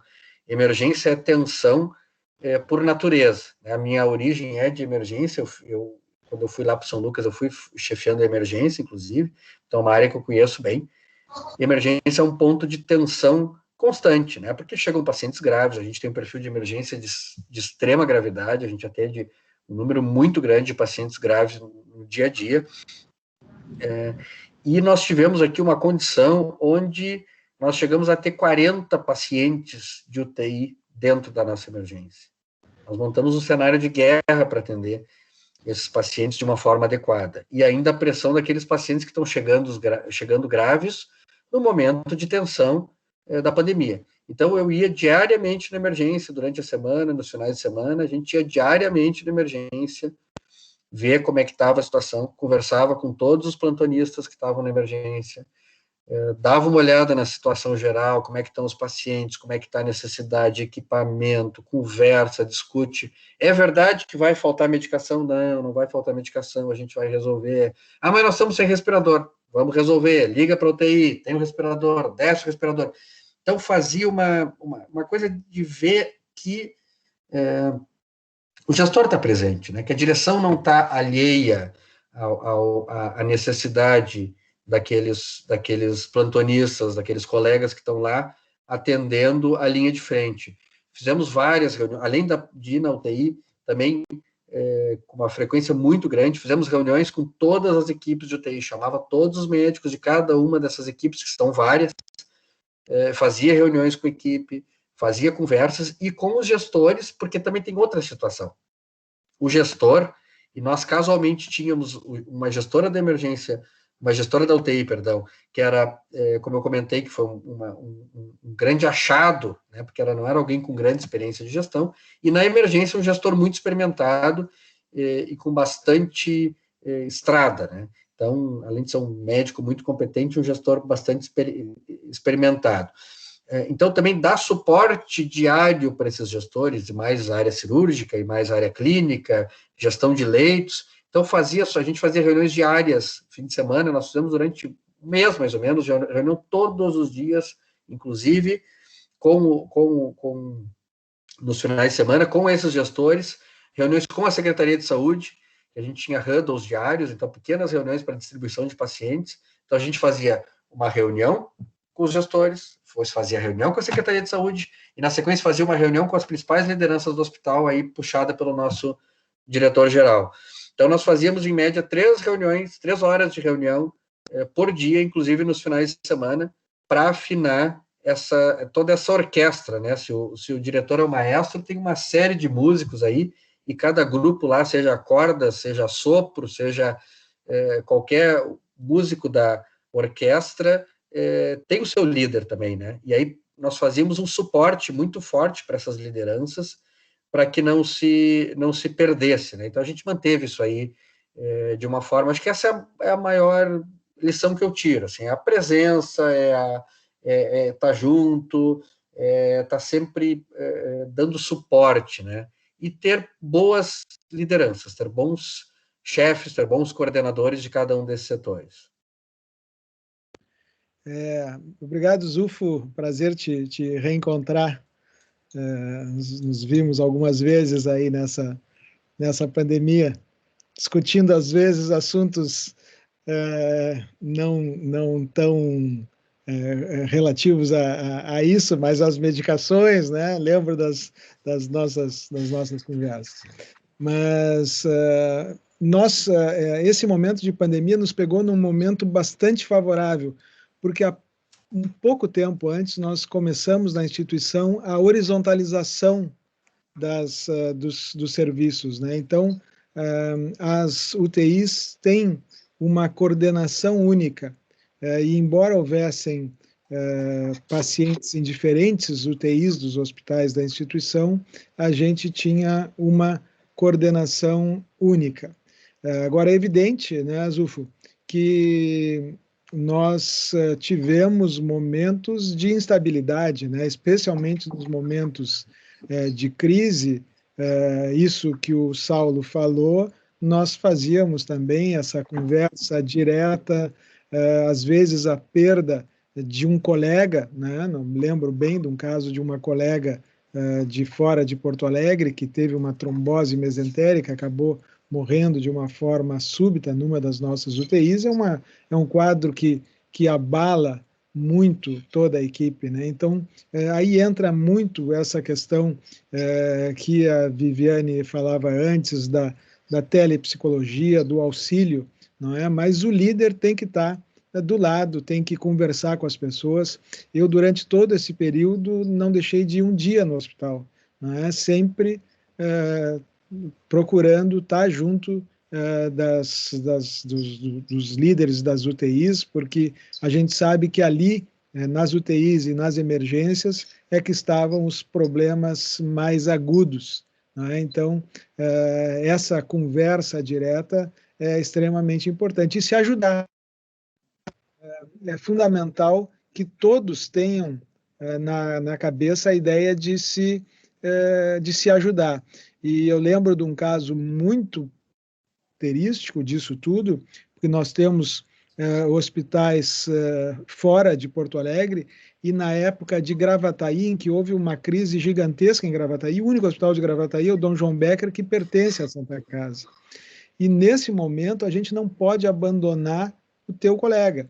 Então nós fizemos na Santa Casa, numa das nossas SR, um local específico para desafogar o hospital de Gravataí, independente de prefeitura, de secretaria de Estado. O nosso objetivo era dar segurança para os pacientes, dar segurança para os colegas e, de alguma forma, diminuir a tensão para esses grupos, né? Então, acho que estar do lado é saber a hora certa de ter que estender a mão, fazer algo a mais para confortar as equipes. Mas, lógico, Zufo, que cicatrizes desse momento vão ficar, né? Não tem como, por mais que a gente esteja do lado, quantas vezes a gente não viu pessoal, as equipes de UTI saindo exaustas, chorando, com situações próximas de burnout aí, e quando estavam já se organizando para férias, alguns grupos a gente teve que chamá-los novamente porque uma nova onda aconteceu. Então, é claro que existiu uma tensão em vários momentos, mas eu acho que dar segurança, dar apoio, mostrar a perspectiva, a esperança de que isso vai se resolver é extremamente importante e é o fundamental para a gente manter a nossa resiliência, a nossa união aí nesse momento. Obrigada, eu estou acompanhando no chat, entrou uma questão da Mônica, que é mestranda do Gestão Educacional, né? E acho que a questão que a Mônica traz, inicialmente dirigida ao Dr. Saulo, acaba encaixando nas palavras do Dr. Calil agora, né?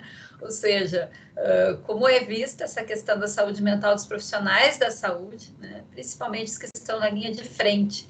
E aí, dentro do tema que a Mônica está pesquisando específico, ela já questiona, né? Eles estão apresentando sinais de burnout, né? Acho que a Viviane também deve ter dados sobre isso. E aí, só um parênteses, eu entendo que esta síndrome é uma daquelas, doutor Calil, que entra na fila das doenças que vêm, né, na sequência da crise do Covid, né? Mas quero endereçar essa questão, então, da Mônica para vocês. Na verdade, sim, a resposta é sim. E isso não é algo só dos profissionais de saúde, né? Como RH, a gente tem acompanhado e isso está atingindo todas as pessoas, né? E é um reflexo da pandemia, como bem disse o Dr. Calil. As pessoas que estão no isolamento, as pessoas que estão distantes, né, dos seus afetos, as pessoas que não têm vida social, porque a gente chama de house office, porque não é home office, né, as pessoas que estão trabalhando em casa, com filhos em escola, homeschooling, marido, mulher que não convivia 24 horas, passou a conviver. Então, nos grupos de RH, a gente acompanha, e a BRH Brasil está fazendo um fórum específico de saúde mental, exatamente para que a gente possa tratar desse tema, porque o burnout e os problemas estão acontecendo com os profissionais de saúde e com os profissionais que estão em isolamento, né? Isso é um problema muito sério, né? Até tem uns da educação que também estão nessa linha. Com certeza. Eu conversei com o Calil tem 2 semanas, né, Calil? Porque a psiquiatria, a área de saúde mental, ela vai ter um mercado daqui para frente muito promissor, né? Então, até eu falei para o Calil, temos que focar um pouco nessa especialidade, porque a demanda está aumentando, né? Isso vinha acontecendo antes da pandemia, já acompanho isso há alguns anos, em função da pressão por resultados, né? E não deixa de ser o momento dos profissionais da saúde, porque o profissional da saúde, o resultado para ele é salvar aquela vida, e quando ele não consegue, ele tem uma frustração, né? Por mais que o desfecho era previsível, por mais que é uma situação de, muitas vezes, de impotência, né? Então, isso é algo que nos preocupa bastante, a gente tem esse suporte, né, da universidade, aí, que está nos ajudando na telepsiquiatria, mas a gente precisa falar sobre isso, né? Enquanto sociedade, enquanto famílias, a gente precisa falar mais sobre isso.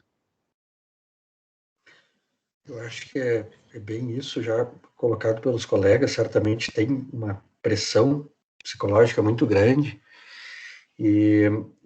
mas eu, de uma certa forma, eu me considero uma pessoa otimista, sou otimista e acho que o ser humano é um ser fantástico, ele tem uma capacidade de resiliência e de recuperação impressionante. Então, talvez o que seja assim, o traço aí mais marcante seja essa dificuldade, como trouxe a Viviane, aí, de lidar com a impotência, né? Quando se nada e não sai do lugar, né? Então, quando um profissional percebe que por mais esforço que faça, por mais que ele se dedique, por mais que ele entregue tudo de si, e ele perde um paciente, ou 2, ou 3, e isso vai se acumulando ao longo dos dias, nas fases mais difíceis da pandemia, como nós passamos, eu havia comentado antes, isso abala muito, né? Traz um estresse absurdo, né? E também aqui a gente tem uma questão que o estresse eventual, ele não é necessariamente ruim, né? O estresse, para o ser humano, ele pode ter até um efeito benéfico, mas esse estresse continuado, esse estresse incessante, essa dificuldade que as pessoas têm de sair de casa, essa vontade que as pessoas não têm de ir fazer o plantão, porque sabe o que vão encontrar, né? É muito cruel, é muito difícil. E esses outros tantos, como vocês mencionaram, e a Patrícia também comentou, em todas as áreas, né?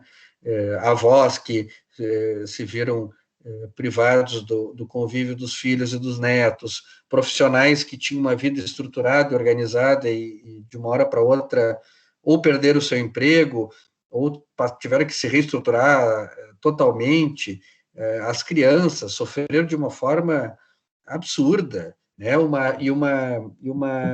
Digamos assim, uma doença que não afetava elas diretamente, pelo menos não num grau mensurável, né? Teve muito pouco efeito nas crianças, o Covid propriamente dito, mas que afetou elas de forma avassaladora, né?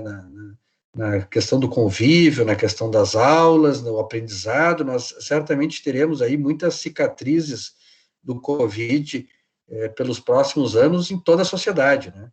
Mas eu acho que, em última análise, acho que o ser humano vai conseguir superar isso novamente, vai dar a volta por cima, como já fez em outras tantas situações difíceis aí ao longo da sua existência, mas não sem ter, obviamente, algumas cicatrizes e grandes consequências aí nos próximos anos.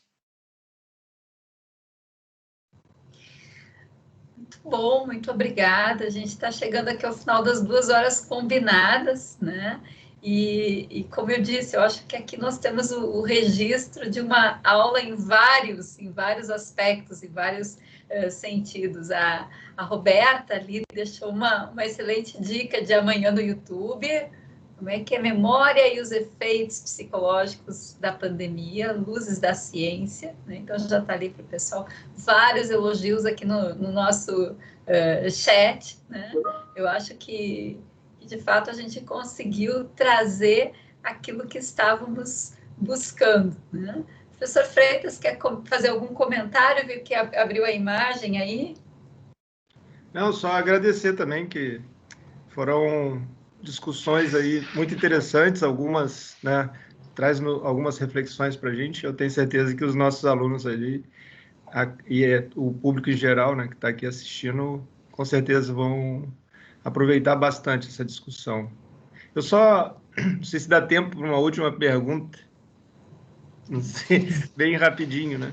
Porque a gente vê nesse momento, né, graças a Deus a gente está num grande centro. Eu não sou daqui, sou do Rio, mas estou morando aqui já tem bastante tempo, e graças a Deus a gente está num grande centro. Mas eu tenho certeza que também passa pela preocupação de vocês, né, os hospitais que estão mais afastados, né, do interior, os colegas né, que estão no interior.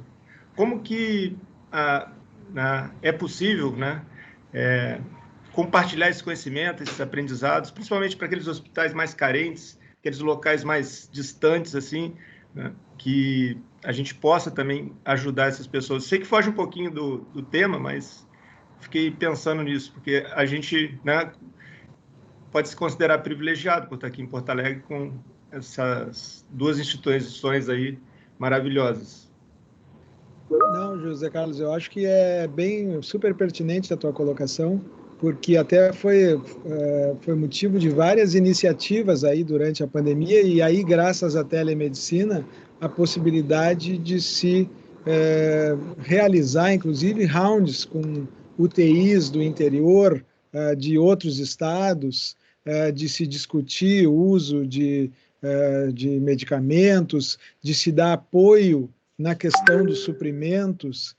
Então, realmente, eu acho que é algo que, com a telemedicina, a gente pôde ajudar muito a esses hospitais do interior, que a gente sabe que é uma realidade completamente diferente da nossa, e dentro dessa questão de ajuda, nós sempre procuramos resolver os problemas mais diretos deles, como transferência de alguns pacientes ou não, mas acho que a telemedicina, sem dúvida, foi o grande avanço, e a gente viu isso em vários hospitais em todo o Brasil, realizando esse tipo de ajuda aí para o pessoal dos locais mais distantes.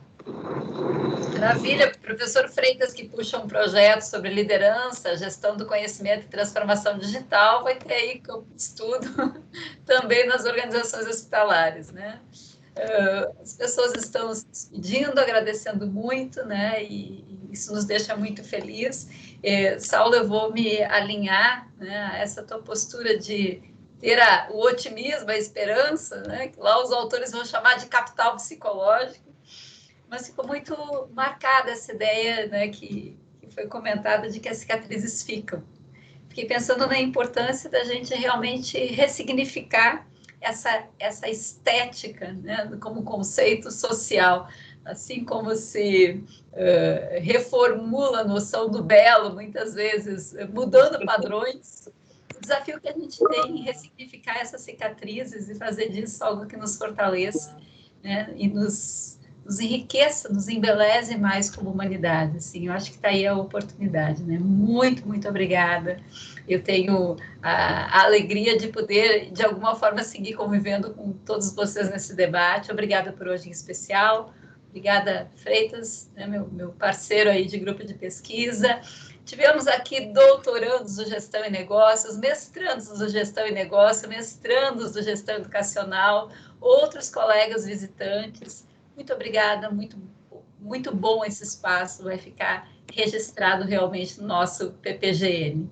Agradeço a todos aí. Obrigado, Patrícia. Obrigado a todos aí. Boa noite. Muito obrigada. Boa noite. Até a próxima. Até a próxima, Vivi. Tchau, doutor Calil. Até. Boa noite. Obrigada a todos.